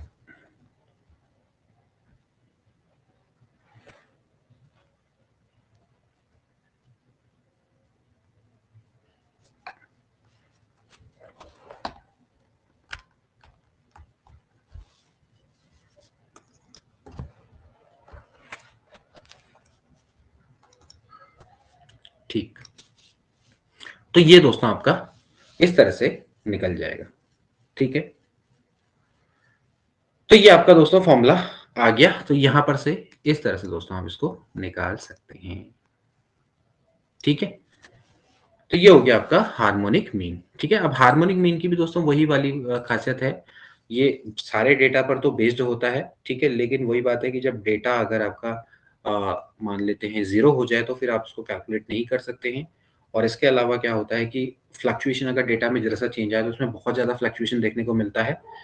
और जो अर्थमेटिक मीन होता है उससे काफी कम ये क्या होता है, रिलायबल होता है। लेकिन इसका यूज क्या ऊपर होता है, जैसे कि हमें एवरेज स्पीड निकालनी है। जैसे मान लेते हैं एक व्यक्ति है, वो ए से लेकर बी में किसी स्पीड से गया, मान लेते हैं वो एक्स स्पीड से गया और ये वाई स्पीड से आया, तो आपने बताना है कि वो उसकी एवरेज स्पीड क्या रही होगी। तो उस केस में आपका क्या होता है, हार्मोनिक मीन काफी यूजफुल होता है, ठीक है ना। तो उस तरह से हम उसको यूज करते हैं, ठीक है। So these are the three important major centre of tendency. ये आपके अर्थमेटिक मीन, ज्योमेट्रिक मीन और हार्मोनिक मीन, ठीक है। इनके बारे में ज्यादा मैं डिस्कस नहीं कर रहा हूं, बस कुछ जो इंपॉर्टेंट फैक्ट्स हैं इनके वही मैं आपको बता रहा हूं, ठीक है। अब हम बात करेंगे नेक्स्ट, जो हमारा नेक्स्ट जो मेजर ऑफ सेंट्रल टेंडेंसी है उसका नाम है, लिखेंगे मीडियन।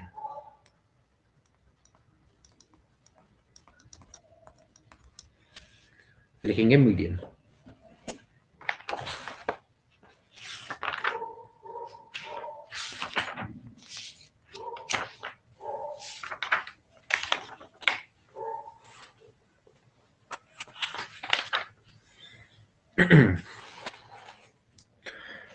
चलिए दोस्तों, अब हम बात करेंगे दोस्तों मीडियन की। अब मीडियन भी क्या होता है दोस्तों, एक बहुत बड़ा या vital measure of central tendency है।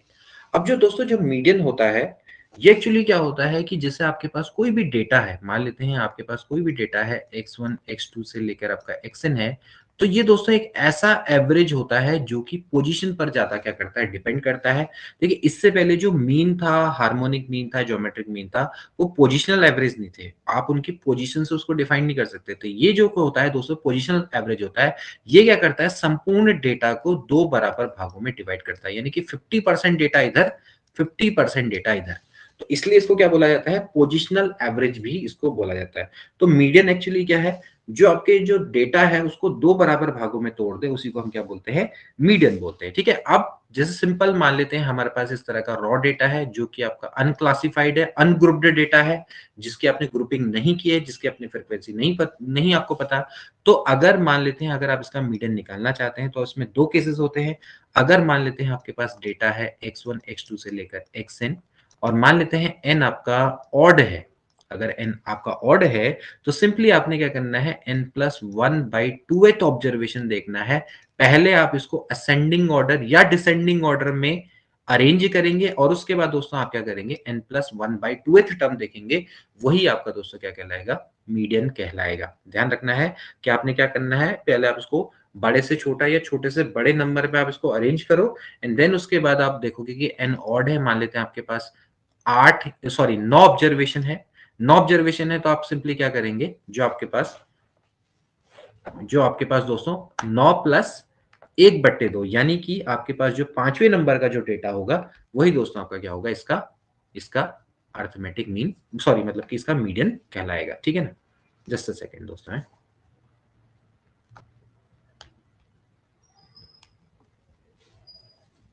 तो यहां पर दोस्तों अगर आप देखेंगे तो 9+1/2 यानी कि फिफ्थ जो ऑब्जर्वेशन होगा वो आपका क्या कहलाएगा, इसका मीडियन कहलाएगा, ठीक है। अब दूसरा केस क्या हो सकता है कि मान लेते हैं n दोस्तों इवन है, तो उस केस में आपको क्या करना पड़ेगा, अगेन दोस्तों आप इसको क्या करेंगे, असेंडिंग या डिसेंडिंग ऑर्डर में अरेंज करेंगे, और उस केस में आपको दोस्तों क्या करने पड़ेंगे, दो ऑब्जर्वेशन देखने पड़ेंगे, एक तो n/2th ऑब्जर्वेशन और एक आप करेंगे n/2+1th ऑब्जर्वेशन, यानी कि आपको दो ऑब्जर्वेशन देखने पड़ेंगे।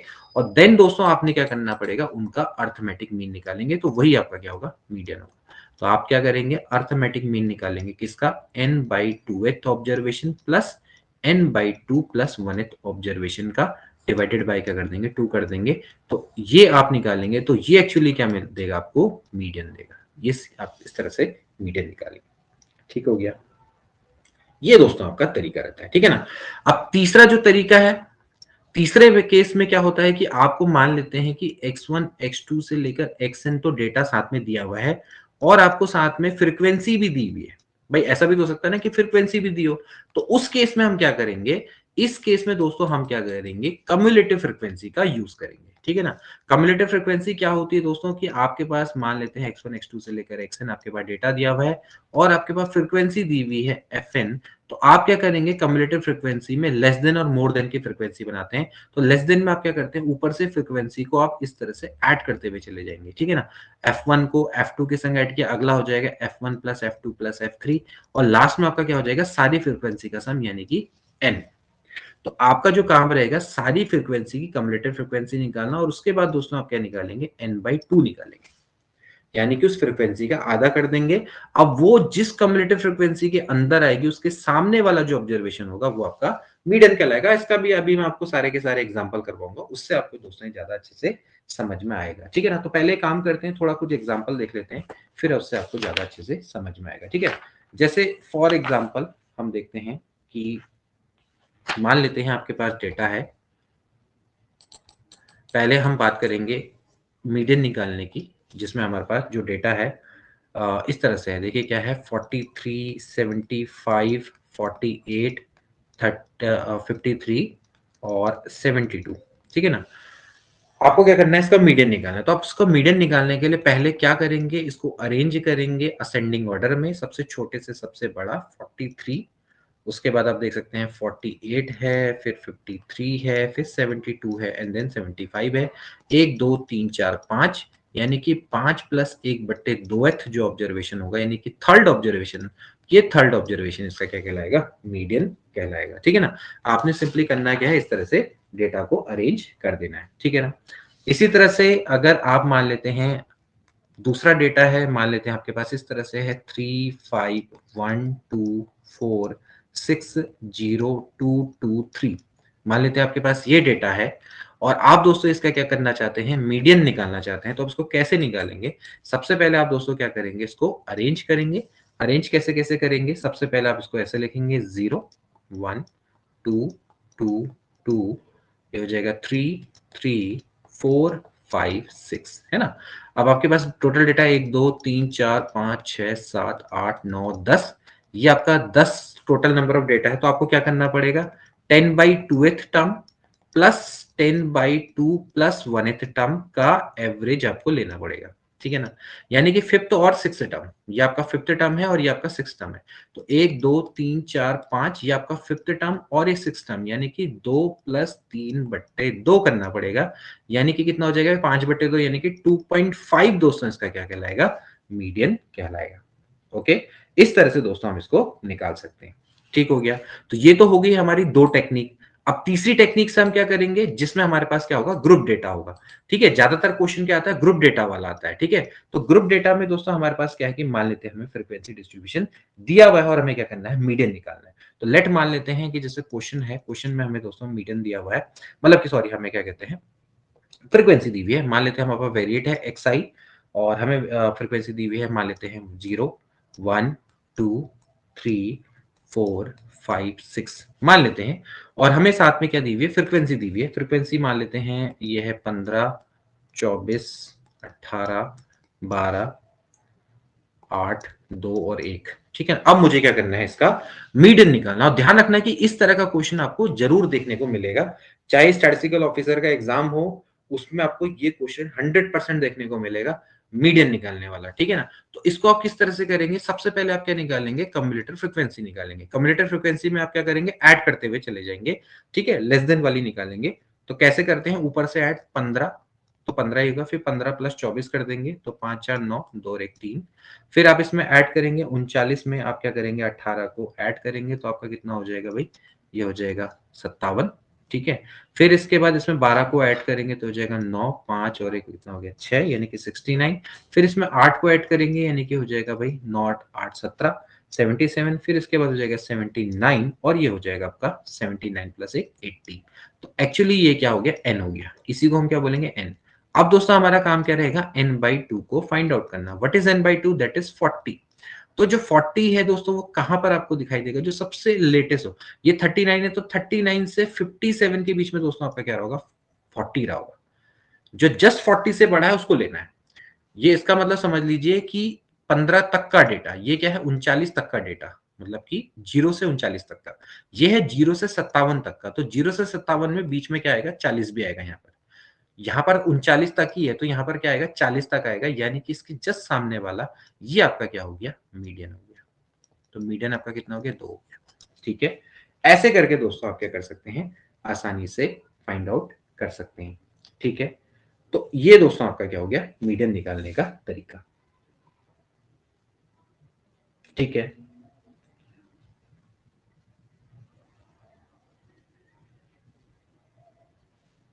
और कभी कभार दोस्तों क्या होता है कि कुछ बुक्स में आपको हो सकता है कि इसके बदले आपको ये भी निकालने को दिया हो। कभी कभार कुछ बुक्स में ऐसा दिया होता है कि आपको मतलब कि n/2 ना निकाल के ऐसा भी दिया सकता है कि समीशन n+1/2 भी आपको दिया हो सकता है। तो सेम चीज ही है, n+1/2 से भी आपका सेम ही आंसर आएगा। कभी कभार आपको ये भी दिया हुआ हो सकता है। ठीक है ना, तो आप दोनों केसेस में भी इसको अप्लाई कर सकते हैं। जनरली आपका क्या होता है, n/2 ही होता है। ठीक, तो ये हो गया आपका कम्युलेटर फ्रीक्वेंसी वाला। ठीक है, एक क्वेश्चन मैं आपको देता हूं, आप इसको ट्राई करें।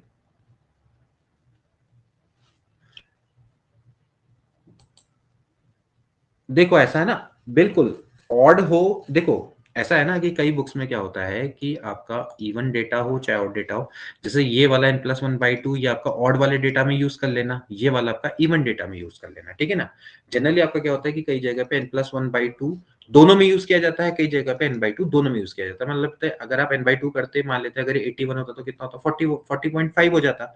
40.5 इनमें से किसके बीच में आएगा, बस उसको निकालना और कुछ नहीं करना है।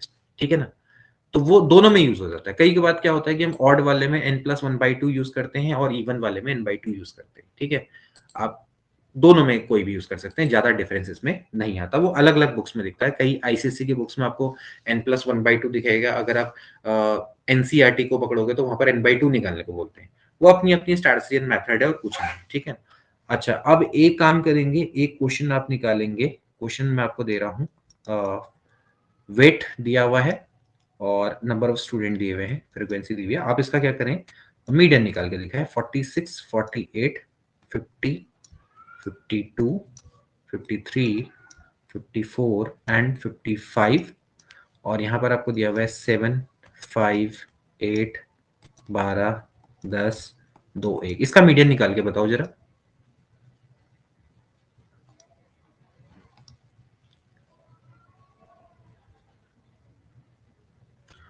अरे 40 के लिए भी वही लगेगा, n/2 ही लगाओ, कोई दिक्कत नहीं है। n/2 कर लो, एक क्यों लगाए, n/2 कर लो ना।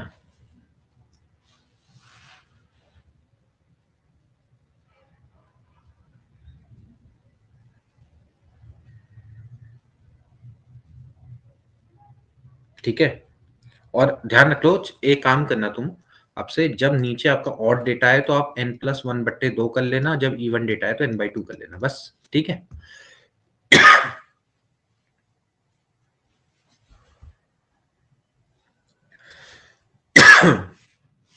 अब करें।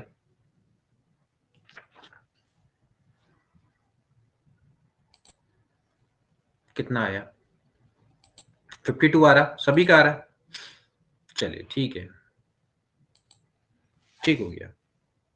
तो 52 आ रहा है दोस्तों। इसका कैसे करेंगे, सबसे पहले आप क्या निकालेंगे, यहाँ पर कम्युलेटर फ्रीक्वेंसी निकालेंगे। 7, 7, 5, 12, 12, 8 हो गया 20, 20 और 12 आपका कितना होता है भाई, 32, 32, 10, 42, 42, 2 कितना हो जाएगा, 44 और 1, 45। ठीक है, तो n बराबर आपका 45 आ गया। ठीक है, आप एक काम करो, n+1/2 कर लो, 45 + 1/2 यानी कि आपका कितना हो गया, 23। तो भाई देख लो 23 कहां तक आएगा, इस यहां पर आएगा, यहां पर आएगा। तो इसके सामने वाला जो डेटा, भाई यहां तक 20 तक का डेटा है, तो 32, 20 से लेके 23 यहां पर रहा होगा, तो 32 तक का डेटा यहां पर है, तो यानी कि इसके सामने वाला 52 ये आपका क्या हो जाएगा, मीडियन हो जाएगा। तो मीडियन आपका कितना हो जाएगा, 52। ठीक है, इस तरह से आप इसको निकाल लेंगे। ठीक है, तो ये तो हो गया दोस्तों आपका मीडियन निकालने का तीसरा तरीका। अब हम बात करेंगे मीडियन निकालने के चौथे तरीके की, जब हमारे पास दोस्तों क्या दिया होगा, कंटीन्यूअस डिस्ट्रीब्यूशन दिया होगा। ठीक है ना, तो कंटीन्यूअस डिस्ट्रीब्यूशन में यानी कि हमारे पास दोस्तों क्या दी हुई है, क्लासेस दी हुई होंगी, तो उस केस में हम मीडियन कैसे निकालेंगे। तो इसमें जो मीडियन है वो कैसे निकाला जाता है, हमें क्या दी होंगी दोस्तों, क्लासेस दी होंगी, तो उस केस में हम कैसे निकालते हैं दोस्तों, इसका फॉर्मूला आप लिख लेंगे n plus n by two minus c बट्टे एफ इंटू एच। ठीक है ना, ये दोस्तों इसका फॉर्मूला है। ठीक है, जब आपके पास दोस्तों क्या होता है कि कंटिन्यूअस फ्रीक्वेंसी डिस्ट्रीब्यूशन दिया हुआ हो और उस केस में आपको मीडियन निकालना हो, तो कैसे निकाला जाता है, इस फॉर्मूला की मदद से इसको निकाला जाता है। L stands for lower limit, ये क्या होती है, लोअर लिमिट होती है। n बाई टू का मतलब हो गया कि भैया जितनी भी आपने कम्युलेटिव फ्रीक्वेंसी की उसका सम का आधा, माइनस c का मतलब है, c का मतलब ये होता है कि जो आपके पास दोस्तों जो कम्युलेटिव फ्रीक्वेंसी होती है, जो कम्युलेटिव फ्रीक्वेंसी हम निकालेंगे, जो हम मीडियन क्लास चुनेंगे उससे जस्ट ऊपर की जो क्लास होगी उसकी हम क्या निकालते हैं, कम्युलेटिव फ्रीक्वेंसी निकालते हैं, बट्टे एफ, एफ का मतलब हो गया जो हमने क्लास चुनी है उसकी फ्रीक्वेंसी इनटू क्या हो जाएगा, एच हो जाएगा। ठीक है ना, ये दोस्तों हमारा तरीका होता है। ठीक है ना, तो इसका जो प्रोसीजर है पहले मैं आपको वो बताता हूं, फिर आपको ज्यादा अच्छे से समझ में आएगा। प्रोसीजर क्या है, प्रोसीजर में सबसे पहले हमें क्या निकालनी है दोस्तों, कम्युलेटिव फ्रीक्वेंसी निकालनी है। कम्युलेटिव फ्रीक्वेंसी में हम कैपिटल एन निकालेंगे। कैपिटल एन निकालने के बाद दोस्तों मैं निकालूंगा एन बाई टू। देखो मैं पूरी प्रोसेस बता रहा हूं। फिर एन बाई टू जब मैं निकालूंगा तो उसके बाद जैसे मैंने लास्ट टाइम यहाँ पर किया था, ये वाला अगर आप देखें तो मैं क्या कर रहा हूँ, एन बाई टू निकाल रहा हूँ, यहाँ पर एन बाई टू निकाल रहा हूँ। उसके बाद दोस्तों मैं क्या कर रहा हूँ, इसके जस्ट सामने वाला वैल्यू को मैं चुन रहा हूँ। तो इसके जस्ट सामने मेरे पास क्या रहेगी, क्लास रहेगी, जिसको मैं क्या बोलूंगा, मीडियन क्लास बोलूंगा। क्या बोलूंगा, मीडियन क्लास। उसी मीडियन क्लास को दोस्तों मैंने चुनना है और देन उसकी लोअर लिमिट को मैं लूंगा। उसके उस मीडियन क्लास के जस्ट अपर वाली जो क्लास है उसकी मैं कम्युलेटिव फ्रीक्वेंसी लूंगा, इसके सामने की मैं फ्रीक्वेंसी लूंगा इनटू एच, यानी कि जो इसकी विड्थ है मैं उसको लूंगा और मेरा आंसर निकल के आ जाएगा। एक क्वेश्चन को करूंगा तो ये अच्छे से समझ में आ जाएगा और ये क्वेश्चन को एग्जाम में कैसे करना है ये आपको अच्छे से समझ में आ जाएगा। तो देखते हैं एक बार एक क्वेश्चन को। क्वेश्चन क्या है कि मार्क्स ऑब्टेन्ड है बाय द स्टूडेंट 0 से लेके 10, 10 से लेके है 20, 20 से है भैया 30, 30 से 40 और 40 से 50। ठीक है, और यहाँ पर नंबर ऑफ स्टूडेंट्स दिए हुए हैं 8, 10, 22, 40 और 20। ठीक है ना, आपको ये दी हुई है क्या, फ्रीक्वेंसी डिस्ट्रीब्यूशन, और ये आपको फ्रीक्वेंसी दी हुई है। ठीक है ना, नाउ हमें क्या करना है दोस्तों, इसका मीडियन को कैलकुलेट करना है। तो मैं इसके मीडियन को कैसे कैलकुलेट करूंगा, मेरा सबसे पहले काम रहेगा कम्युलेटिव फ्रीक्वेंसी को निकालना। तो कम्युलेटिव फ्रीक्वेंसी कैसे निकालेंगे, आप क्या करेंगे, इसमें ऐड करते हुए चलेंगे। 8 और 10 होता है 18, 18 और 22 हो जाता है 40, 40 40 80 और ये हो जाएगा 100। तो ये हो गया आपका कैपिटल एन। नाउ हमारा जो अगला स्टेप रहेगा कि मैं एन बाई टू को फाइंड आउट करूंगा। अगर मैं एन बाई टू को फाइंड आउट करूंगा तो ये आएगा 50। अब जो 50 है वो कहां पर आता है दोस्तों, यहाँ पर आता है, यानी कि इसके जस्ट सामने वाली ये मेरी क्या है, मीडियन क्लास है। ये मेरी क्या है, मीडियन क्लास है। अब मुझे मिल गई मीडियन क्लास, तो अब मुझे पहले रखना है फॉर्मूला। फॉर्मूला क्या है, फॉर्मूला ये होता है l plus n by two minus c बट्टे बट्टे एफ इंटू एच, ये मेरा फॉर्मूला है। ठीक है ना, तो बस आपको क्या क्या चाहिए, देखिए सबसे पहले एल, दिस इज एल, ये मेरा एल है। ठीक है, lower limit. N by two, ये है एन बाई टू यानी कि 50। सी का मतलब है कि इस क्लास के जस्ट ऊपर वाली क्लास की cumulative frequency, this is C, समझ रहे हो। फ्रीक्वेंसी क्या है, ये फ्रीक्वेंसी है एफ, इस क्लास के सामने वाली फ्रीक्वेंसी, और एच यानी कि इन दोनों के बीच का डिफरेंस जो कि आपका कितना है, 10 है। बस ये हमारा फॉर्मूला लग गया।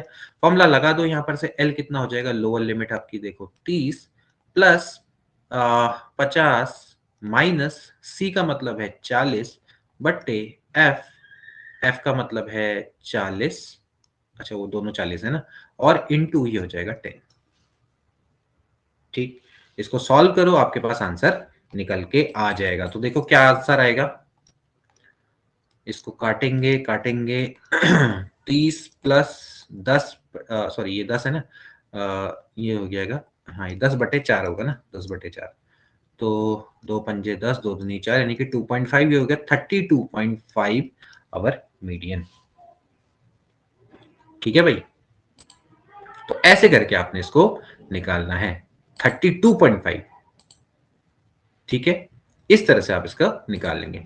अब मैं आपको एक क्वेश्चन दूंगा, आप उस क्वेश्चन को करेंगे एंड देन मुझे बताएंगे कि मीडियन क्या आएगा। ठीक है,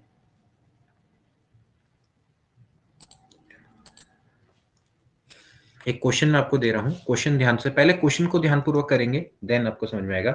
आपको वेट दिया हुआ है 40 अंडों का, तो ये ऐसे दिया हुआ है। देखो पहले आपको क्या है, 85, 89, 90 माइनस 94 और 95 माइनस नहीं है, मतलब ये 99 और 100 से 104 और 105 से 109।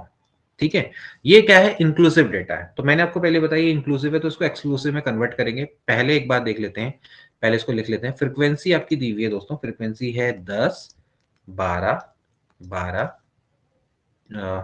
अरे यार ये क्या हुआ, सॉरी, वैसे लिखेंगे ना, हो जाएगा 10, 12, 12, 4 और 2।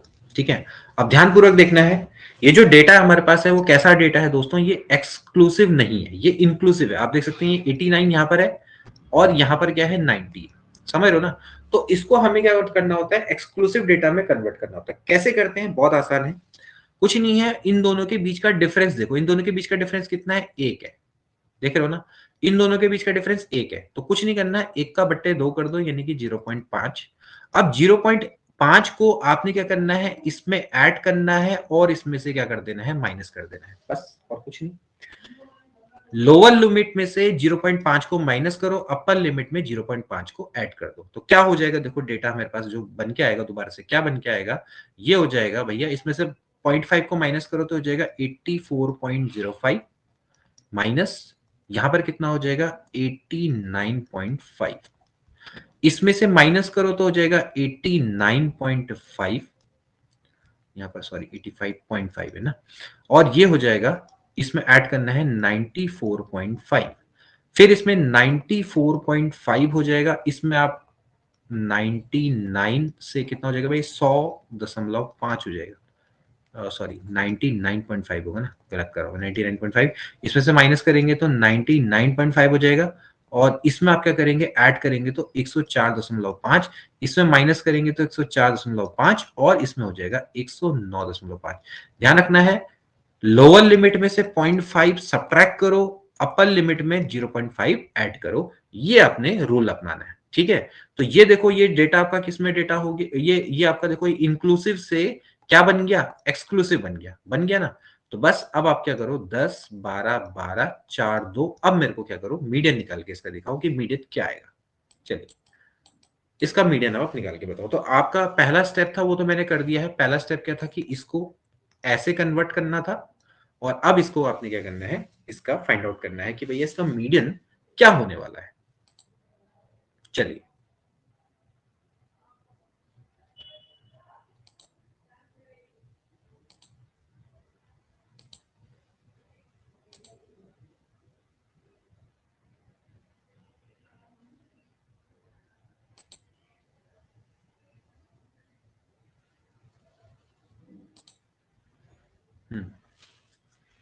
ठीक।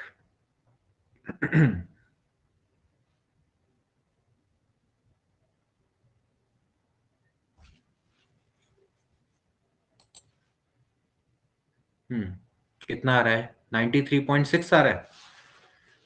बाकी लोग क्या कहते हैं, बाकी लोग का भी यही आ रहा है।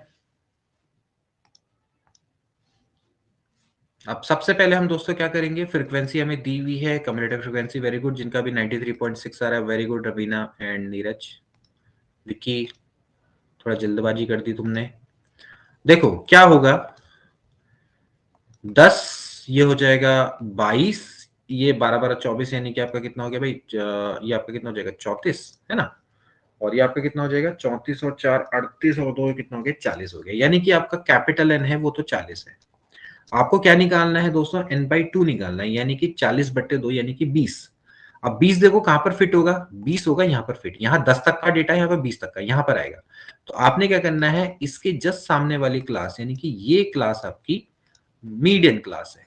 इसमें आपका, आपको पता है ये आपका एल होगा, ठीक है, ये आपका एफ होगा, ये आपका स्मॉल सी होगा, ठीक है। और इनके बीच का जो डिफरेंस है, इनके बीच का डिफरेंस आप आसानी से देख सकते हैं भाई। 89.5 में से 84.5 को माइनस करो तो आपको क्या मिल जाएगा, एच मिल जाएगा, ठीक है ना। तो एच कितना है, 5 का है, तो आपको पता है भाई एच कितना है, 5 है। सारी चीजें आपको मिल गई। तो फॉर्मूला होता है भैया मीडियन का l plus n by two minus c बट्टे एफ इंटू एच, यानी कि l lower limit 89.5 plus n by two, n by two का मतलब कितना हो गया भाई, 40 माइनस एफ, ये आपका देखो, ये ध्यान रखना है, ये सी है, ये आपका 10 है, जस्ट ऊपर वाली फ्रीक्वेंसी, बटे एफ, एफ का मतलब हो गया 12 गुणा हो गया 5। इसको सॉल्व करेंगे तो आपको आंसर निकल के आ जाएगा। निकालो भाई कितना आता है, 40 में से 10 गया 30, 89.5 प्लस 30/12 गुणा 5, 3 चक्को हो गया 12, 50/4 यानी कि 89.5 प्लस 50/4, 50/4 यानी कि 25/2, तो 2 ही कम 2, और कितना हो जाएगा 2, अच्छा हाँ ठीक है ना, ठीक है 12.5 ना, 12.5, 50/12 है यार ये, हाँ ठीक तो है। सर ये 40 मैंने की गलत, जगह 20 लिखिए। हाँ हाँ ठीक है मैंने गलत कर दिया ना।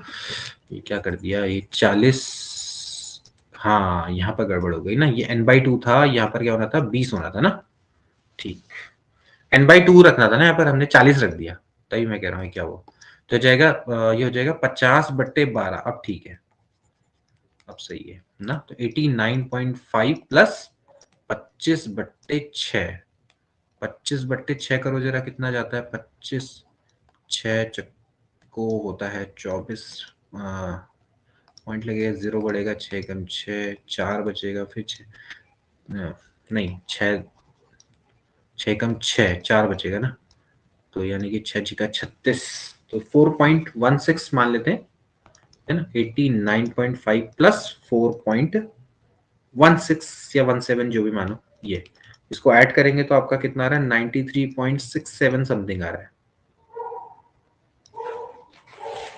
ठीक है, 93.67 समथिंग आ रहा है, इतना आया सभी का। चलिए बहुत बढ़िया, ठीक है, हाँ हाँ हाँ ठीक है, मैं समझ गया मेरी गलती। तो इस तरह से दोस्तों आप इन क्वेश्चंस को कर सकते हैं, ठीक है, ये आपका मीडियन निकालने का तरीका रहता है, ठीक, बहुत बढ़िया। चलिए एक क्वेश्चन मैं आपको और देता हूं, देखते हैं आप लोग कितना कर पाते हैं, थोड़ा सा क्वेश्चन लिखो। क्वेश्चन है the median of the following observation arrange in the ascending order is 34। आपको मीडियन दिया हुआ है, find the value of x, x की वैल्यू निकालनी है, 15, 17, x, x plus 1, x plus 2, x plus 3, 40 और 42। आपको इस डेटा का मीडियन आपको दिया हुआ है वो है 34, आपको एक्स की वैल्यू निकालनी, जरा निकालो कैसे निकालेंगे।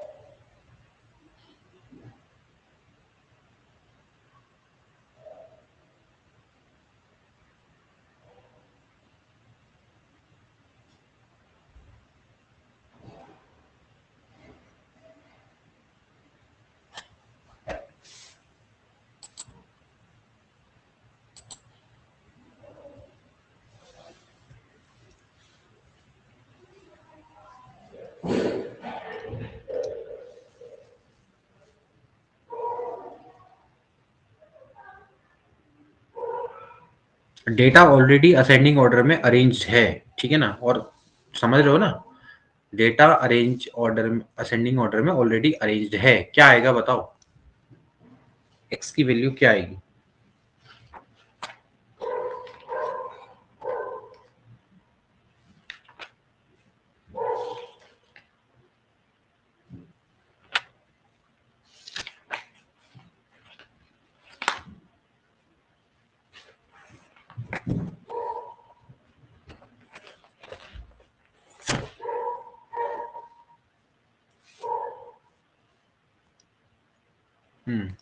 कितनी सारी वैल्यू भाई आपको पता है, 1 2 3 4 5 6 7 8, ठीक है ना, इसमें टोटल ऑब्जर्वेशन कितने, 8, यानी कि 8/2, यानी कि फोर्थ एंड फिफ्थ ऑब्जर्वेशन का क्या लेना पड़ेगा, मीडियन लेना पड़ेगा, यानी कि मीन लेना पड़ेगा। फोर्थ प्लस फिफ्थ ऑब्जर्वेशन बट्टे 2 बराबर कितना हो जाएगा, 34, मीडियन यही होना चाहिए भाई। फोर्थ ऑब्जर्वेशन देखो 1 2 3 4, यानी कि फोर्थ ऑब्जर्वेशन है x+1 प्लस x+2/2 बराबर 34 दिया हुआ है, तो ये हो जाएगा 2x+3 बराबर 34 दूनी कितना हो जाएगा भाई, 4 दूनी 8, 3 दूनी 6, 2x बराबर 68 में से 3 को आप माइनस कर लो तो भैया कितना आ जाएगा, 65 आ जाएगा। तो x बराबर हो जाएगा 65/2, 2 3 6, 2 दूनी 4, यानी कि 32.5 इसका आंसर आ जाएगा, ठीक है ना।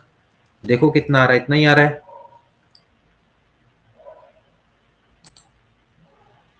ठीक हो गया, 32.5 दोस्तों इसका आंसर निकल के आएगा, ठीक है।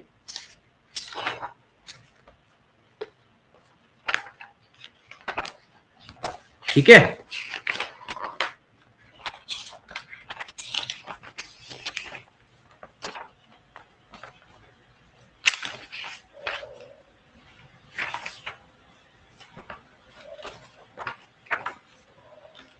चलिए, तो ये तो दोस्तों हो गया मीडियन। तो मैंने क्या बताया कि आपको जो मीडियन है वो क्या करता है, डेटा को 2 बराबर भागों में डिवाइड करता है, ठीक है। अब ऐसे ही दोस्तों जैसे मीडियन होते हैं, मीडियन के अंदर भी दोस्तों कई चीजें होती है, जैसे कि कई आपके मेजर्स ऐसे होते हैं जो कि डेटा को 4 बराबर भागों में, 3 बराबर भागों में, 5 बराबर भागों में तोड़ते हैं। तो इनको दोस्तों जनरली हम क्या करते हैं, डेसाइल, परसेंटाइल, क्विंटिंटाइल, इनसे दोस्तों हम शो करते हैं, ठीक है ना। तो पहले मैं आपको बताता हूँ क्वार्टाइल के बारे में, लिख लेंगे क्वार्टाइल, क्योंकि आपको मीडियन समझ में आ गया है तो आप इसको बहुत आसानी से निकाल लेंगे। क्वार्टाइल, क्वार्टाइल का मतलब क्या होता है दोस्तों, कि आपके पास जो डेटा है, ये जो डेटा है आपके पास टोटल, इसको दोस्तों ये 4 बराबर भागों में तोड़ता है, तो इसलिए इसका नाम है क्वार्टाइल। तो क्वार्टाइल दोस्तों जनरली आपके कितने होते हैं, 3 होते हैं। तो एक होगा Q1, एक हो जाएगा Q2 और एक हो जाएगा Q3, समझ रहे हो। ये मैं थोड़ा सा ब्रीफ सा आपको डिस्कशन बता देता हूं, फिर आपको बहुत अच्छे समझ में आ जाएगा। तो ये जो क्वार्टाइल होता है, ये दोस्तों क्या करता है, डेटा को 4 बराबर भागों में तोड़ता है। तो आप देख सकते हैं, पहला भाग, दूसरा भाग, तीसरा भाग, चौथा भाग। इसका मतलब है कि इससे जस्ट पहले 25% डेटा है, इससे पहले आपका 50% डेटा है, यहां पर तक देखा जाए तो 75% डेटा आ जाएगा, और यहाँ पर आपका कितना आ जाएगा, 100% डेटा आ जाएगा, ठीक है ना। तो जो Q2 है वो एक्चुअली क्या कर रहा है, 2 बराबर भागों में तोड़ रहा है। तो जो Q2 होता है वही दोस्तों आपका क्या होता है, मीडियन होता है। समझ में आ रही बात।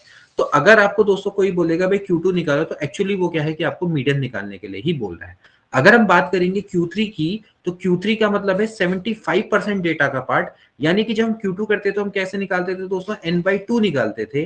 तो यहां पर दोस्तों आपको क्या निकालना पड़ेगा, 3n/4 निकालना पड़ेगा, क्योंकि आप जानते हैं 3/4 निकल आता है। अगर आप यहाँ की बात करेंगे तो आपको कितना निकालना पड़ेगा, 1/4 निकालना पड़ेगा, समझ रहे हैं ना। अगर आपसे कोई बोलेगा कि भाई फर्स्ट क्वार्टाइल निकालो, तो आपने क्या करना है, डेटा का 25% निकालना है। अगर आप जब मीडियन की बात करते हैं तो हम क्या निकालते हैं, डेटा का क्या निकालते हैं, हम कौन सा परसेंट निकालते हैं, 50% निकालते हैं, यानी कि मिडिल का टर्म निकालते हैं। तो अगर आपने Q1 निकालना है तो आपको जनरली दोस्तों करना क्या है, आपको निकालना है 1/4 ऑफ n। अगर आपको यहाँ पर मिडिल वाला टर्म निकालना है तो आप जानते हैं भाई n/2 निकालते हैं, और अगर आपको ये निकालना है तो आप 3n/4 निकालेंगे, ठीक है ना। तो ये तो हो गया डेटा, जब आपका डेटा कैसा है, अनअरेंज्ड डेटा है। सेम थिंग चलेगी जब आपके पास क्या होगा कि ग्रुप डेटा होगा। तो ग्रुप डेटा में आपके पास, मान लेते हैं कि अगर आपके पास फ्रीक्वेंसी डिस्ट्रीब्यूशन आपको दिया हुआ है, तो फ्रीक्वेंसी डिस्ट्रीब्यूशन में अगर आपको पहला क्वार्टाइल निकालना है Q1, तो आप कैसे निकाल लेंगे, ये हो जाएगा L प्लस, ठीक है ना, L प्लस क्या हो जाएगा भाई, यहाँ पर हो जाएगा भाई, वहां पर रहता था n/2, यहाँ पर हो जाएगा n/4 माइनस कम्युलेटिव फ्रीक्वेंसी जो होगी बट्टे एफ इंटू एच, ठीक है ना, अगर आपको पहला क्वार्टाइल निकालना है। दूसरा क्वार्टाइल जो आपको पता है वो तो एक्चुअली आपको पता है किसके बराबर होता है, जो जनरली आपका क्या होता है n/2 माइनस सी बट्टे एफ इंटू एच, तो उसका तो सेम फॉर्मूला रहेगा जो कि मीडियन का होता है। अगर आपने थर्ड क्वार्टाइल निकालना है तो थर्ड क्वार्टाइल का क्या फॉर्मूला हो जाएगा बताओ, ये हो जाएगा Q3 ये हो जाएगा L into 3n/4 minus c बट्टे एफ इंटू एच हो जाएगा। ठीक हो गया, तो ये दोस्तों आपका क्या होता है, क्वार्टाइल का फॉर्मूला होता है। ठीक है, सर फर्स्ट क्वार्टाइल, सेकंड और थर्ड। हाँ बताओ। ये सी और एफ तो चेंज होंगे ना सर इसके लिए? जैसे आप निकालते हो बिल्कुल जैसे आपका डेटा था ना उसी हिसाब से ना ना, निकालोगे सी और एफ। सी हाँ, और एफ तीनों के लिए सेम तो रहेगा सर, अलग अलग होंगे नहीं तो? ना ना ना ना ना ना ना, n/4 निकालोगे ना, फिर उसके सामने की कम्युलेटिव फ्रीक्वेंसी वही हाँ यही निकालोगे, मैं पूछ उसके रहा हूँ अकॉर्डिंग सर, इसी के निकालोगे। लिए तो। हाँ हाँ हाँ ठीक है हाँ, सर। ऐसा नहीं है भाई, वो तो आप क्या करोगे ना, n/4 निकालोगे, फिर n/4 के सामने वाली फ्रीक्वेंसी, इसके लिए जो आपकी एल भी डिफरेंट होगा भाई, हाँ एल भी सर वो ठीक डिफरेंट है। होगा ना, हाँ हाँ एल वो बी भी डिफरेंट डिफरेंट होगा, होगा। ठीक है। हाँ मतलब ठीक आपका जो जो इसमें क्लास निकलेगी ना, मतलब फॉर्मूला सेम वही रहेगा। पहले आप क्या है। करते थे, n/2 करके निकालते थे, इसमें आप n/4 करके निकालोगे, पहले n/4 निकालोगे, फिर उसके सामने आप क्लास ढूंढोगे, क्वार्टाइल क्लास बोलेंगे उसको, ठीक है, फर्स्ट क्वार्टाइल क्लास, फिर उसके हिसाब से आप उसको निकालोगे। ठीक है ना, तो ये आपका तरीका होता है। ठीक है, ऐसे ही क्वार्टाइल के बाद क्या होता है दोस्तों, आपका होता है डेसाइल। डेसाइल क्या करता है दोस्तों कि कुल मिला के आप देख सकते हैं, कोई भी जो डेटा होता है हमारे पास, जैसे रॉ डेटा है, उसको ये 10 बराबर भागों में तोड़ता है, तो उसको हम क्या बोलते हैं, डेसाइल बोलते हैं। तो डेसाइल क्या होता है, जैसे कितने डेसाइल होंगे, 9 डेसाइल होते हैं, D1 D2 D3, मिडिल में क्या होता है, D5 होता है, लास्ट में कहां तक जाता है, D9 तक जाता है। ठीक है, तो 9 आपके डेसाइल होते हैं जो कि डेटा को 10 बराबर भागों में तोड़ते हैं। तो हर डेटा में देख सकते हैं कि 10%, 10%, 10%, इस तरह से आप इसको निकाल सकते हो। तो D5 होगा वो आपका 50% डेटा इधर, 50% डेटा इधर, यानी कि ये जो D5 है दोस्तों, ये क्या होगा, मीडियन के ही बराबर होता है। ठीक है ना, तो D5 है, मीडियन है, Q2 है, ये तीनों एक ही चीज है, समझ रहे हो। इसमें भी आपका अगर आप D2 की बात करेंगे, जैसे कि अगर आपको D1 निकालना है तो आपके पास क्या होगा, आप सिंपली क्या निकालेंगे, 1/10 ऑफ n निकाल लेंगे, समझ रहे हो। अगर आपको D2 निकालना है तो आप क्या कर देंगे, 2/10 ऑफ n कर लेंगे। अगर आपको D3 निकालना है तो आप उसका 3/10 निकालो, 3, है ना। इस तरह से आप इसको निकाल सकते हो। ये दोस्तों तरीका रहता है डेसाइल को फाइंड आउट करने का। अगर आपको D7 निकालना है तो आपको क्या निकालना पड़ेगा, 7/10 ऑफ n निकालना पड़ेगा, समझ रहे हो। इस तरह से दोस्तों हम क्या कर सकते हैं, डेसाइल को फाइंड आउट कर सकते हैं। ठीक हो गया। जनरली क्वेश्चन कभी कभार आपसे ये पूछा जाता है कि Q3 बड़ा होगा या D5, ऐसे क्वेश्चन आ जाते हैं, या D6 बड़ा होगा। आप सिंपली इसको क्या कर सकते हैं, अर्थमेटिक मीन, मतलब जो आपकी जो सिंपली जो आपकी नंबर है उससे फ्रैक्शन से आपको पता लग जाएगा कि भाई कौन बड़ा है। आपको पता है कि जब हम बात करते हैं Q3 की, तो Q3 में 75% डेटा इधर होता है। अगर मैं इसकी जगह पे D8 लूंगा, जैसे मान लेते हैं Q3 बड़ा होगा या D8, जल्दी बताओ, Q3 बड़ा होगा D8, जल्दी बताओ, Q3 बड़ा है D8,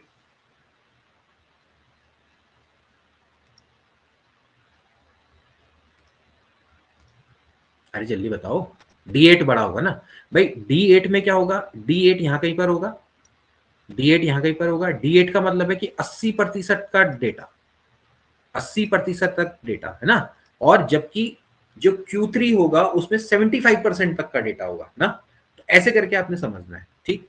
ऐसे ही जैसे मैं बात करता हूँ D3 है, D3 है, तो D3 बड़ा है या Q3, D3 और Q3, सॉरी D3 और Q1, Q1, D3 और Q1, ऑफ कोर्स D3, क्योंकि D3 में कहां तक का डेटा है, 10%, 10% यानी कि 30% तक का डेटा है, 30% तक का इसमें डेटा है, जबकि Q1 में 25% तक का डेटा है। ठीक है, तो इस तरह से दोस्तों हम क्या करते हैं, डेसाइल को फाइंड आउट करते हैं। और डेसाइल का फॉर्मूला भी क्या होगा दोस्तों, इसी तरह से बनेगा। बताओ क्या हो जाएगा, अगर हमें पहले डेसाइल का फॉर्मूला निकालना चाह रहा हूं तो क्या हो जाएगा, L+N/10 माइनस सी बट्टे एफ इंटू एच, है ना। तो अगर मैं जनरल डेसाइल का फॉर्मूला निकालना चाहूँ, जैसे मैं जनरल क्वार्टाइल का फॉर्मूला भी यहाँ पर निकाल सकता हूँ, तो क्या हो जाएगा, देखिए हो जाएगा L, ये हो जाएगा IN/10 माइनस सी बट्टे एफ इंटू एच, ये जनरल है। अब आई की जगह पे मैं रखते चले जाऊंगा, पहले क्या रखूंगा 1, फिर 2, फिर 3, फिर 4, ऐसे करके मैं चलते चले जाऊंगा और लास्ट में कहां तक रखूंगा, 9 तक रखूंगा। तो मैं i की जगह पे 1 रखूंगा तो d1 मिल जाएगा, तो d1 का फॉर्मूला होगा n/10, d2 का फॉर्मूला हो जाएगा 2/10, है ना। ऐसे करके मैं फॉर्मूला, जनरल फॉर्मूला बना सकता हूँ। ऐसे ही मैं क्या कर सकता हूँ, क्वार्टाइल का भी बना सकता हूँ। क्वार्टाइल का फॉर्मूला क्या हो जाएगा, QI बराबर L प्लस ये हो जाएगा IN/4 माइनस C बट्टे F इंटू H। अब जब i की वैल्यू क्या रखूंगा, पहले 1 रखूंगा, फिर 2 रखूंगा, फिर 3 रखूंगा, तो आपको क्या मिल जाएंगे, 3 क्वार्टाइल मिल जाएंगे। तो ये जो फॉर्मूलाज हैं ये बनाना आपको आना चाहिए, बिल्कुल एग्जाम की दृष्टि से बहुत ही अति अति महत्वपूर्ण होते हैं, ठीक है ना। आपका एग्जाम में कभी भी मिस नहीं होगा स्टैटिस्टिक्स का क्वेश्चन, ठीक है। तो ये आपने समझना है, ठीक। ऐसे ही फिर आपका क्या होता है दोस्तों, डेसाइल के बाद आता है परसेंटाइल। अब आप निकाल सकते हो परसेंटाइल। परसेंटाइल क्या करेगा दोस्तों, कि जो पूरा डेटा है उस पूरे डेटा को 100 बराबर भागों में डिवाइड कर देगा, तो उसको हम क्या बोलेंगे, परसेंटाइल बोलेंगे, है ना। तो ऐसे दिखाते हैं, P1 ये आपका हो गया P1, P2 से बीच में क्या होता है P50 और लास्ट में क्या होता है P99। तो कितने परसेंटाइल होंगे टोटल मिला के, 99 परसेंटाइल होंगे। जो P50 होगा वो ऑफकोर्स किसके बराबर होगा, मीडियन के ही बराबर होगा, वो एक्चुअली Q2 के बराबर है। P50 आपका D5 के बराबर है, समझ में आया। तो आपको इसमें क्या होता है 1%, यहाँ पर भी क्या होगा 1% ना। तो अगर मैं P2 कहता हूँ तो उसके पीछे क्या है 2% डेटा है। अगर मैं P10 कहता हूं तो उसके पीछे 10% डेटा है, समझ में आएगी मेरी बात। तो अगर आपके पास इसका फॉर्मूला निकालने की बारी आएगी तो भाई क्या होगा, अगर आपने P1 निकालना है तो आप क्या करो भाई, n है, n का बट्टे क्या कर दो 100 कर दो। अगर आपको P2 निकालना है तो 2/100 गुणा n हो जाएगा, समझ आ रहा है। इस तरह से आपका फॉर्मूला ये बनता चला जाएगा। ऐसे ही अगर आपको P50 निकालना है, या चलो P50 तो नहीं, P55 निकालना है, तो P55 कैसे निकालेंगे, हो जाएगा 55/100 गुणा n। ऐसे करके आप इसको निकाल सकते हो, ठीक है ना। अब इसका जनरल फॉर्मूला की बात करेंगे। मान लेते हैं कि अगर आपको फ्रीक्वेंसी दी हुई है, जैसे कि हम यहाँ पर निकालने की फ्रीक्वेंसी अगर हमको दी हुई है, तो उस केस में आपका जो पी का फॉर्मूला है वो क्या हो जाएगा, देखिए L प्लस आई N/100 माइनस C बट्टे F गुणा H, ठीक है। जहां पर I की वैल्यू आप क्या रखेंगे, 1 2 3 4 से लेके कहां तक रखेंगे, 99 तक रखेंगे। ये आपका फॉर्मूला बन के आ जाएगा, ठीक है। So this is a formula for percentile. हालांकि इतने लेवल का क्वेश्चन नहीं आता है। परसेंटाइल अगर आपका निकालने को आएगा तो बेसिक सा क्वेश्चन आएगा, बहुत बेसिक सा, ठीक है। इतना हाई लेवल इसमें जनरली नहीं आता है कि भाई आप बिल्कुल, आपको डेटा दिया हुआ है और आपको परसेंटाइल निकालना है।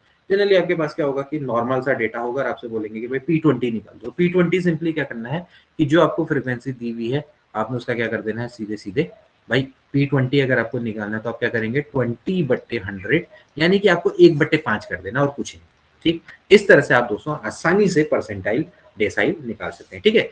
एक दोस्तों होता है क्विंटिनटाइल। क्विंटिनटाइल का मतलब होता है जो 5 बराबर भागों में, कुछ और भी होते हैं जैसे कि अब आप इसका खुद निकाल लेना, ठीक है ना। जैसे होता है क्विंटिनटाइल, ठीक है, क्विंटिनटाइल, ठीक है। तो क्विंटिनटाइल क्या करता है, 5 बराबर भागों में डिवाइड करता है। एक होता है ऑक्टाइल, ऑक्टाइल क्या करेगा 8 बराबर भागों में डिवाइड कर देगा। जनरली चलता है डेसाइल, परसेंटाइल एंड क्वार्टाइल, ठीक। क्वार्टाइल, डेसाइल एंड परसेंटाइल ये ज्यादा चलता है। कई जगह पर अगर आपको क्विंटिनटाइल दिख जाए तो क्विंटिनटाइल का मतलब है 5 बराबर भागों में, और ऑक्टाइल का मतलब है 8 बराबर भागों में डिवाइड करना, ठीक हो गया। तो दोस्तों आज के लिए इतना ही, मिलेंगे नेक्स्ट क्लास में, तब तक के लिए take care and good bye.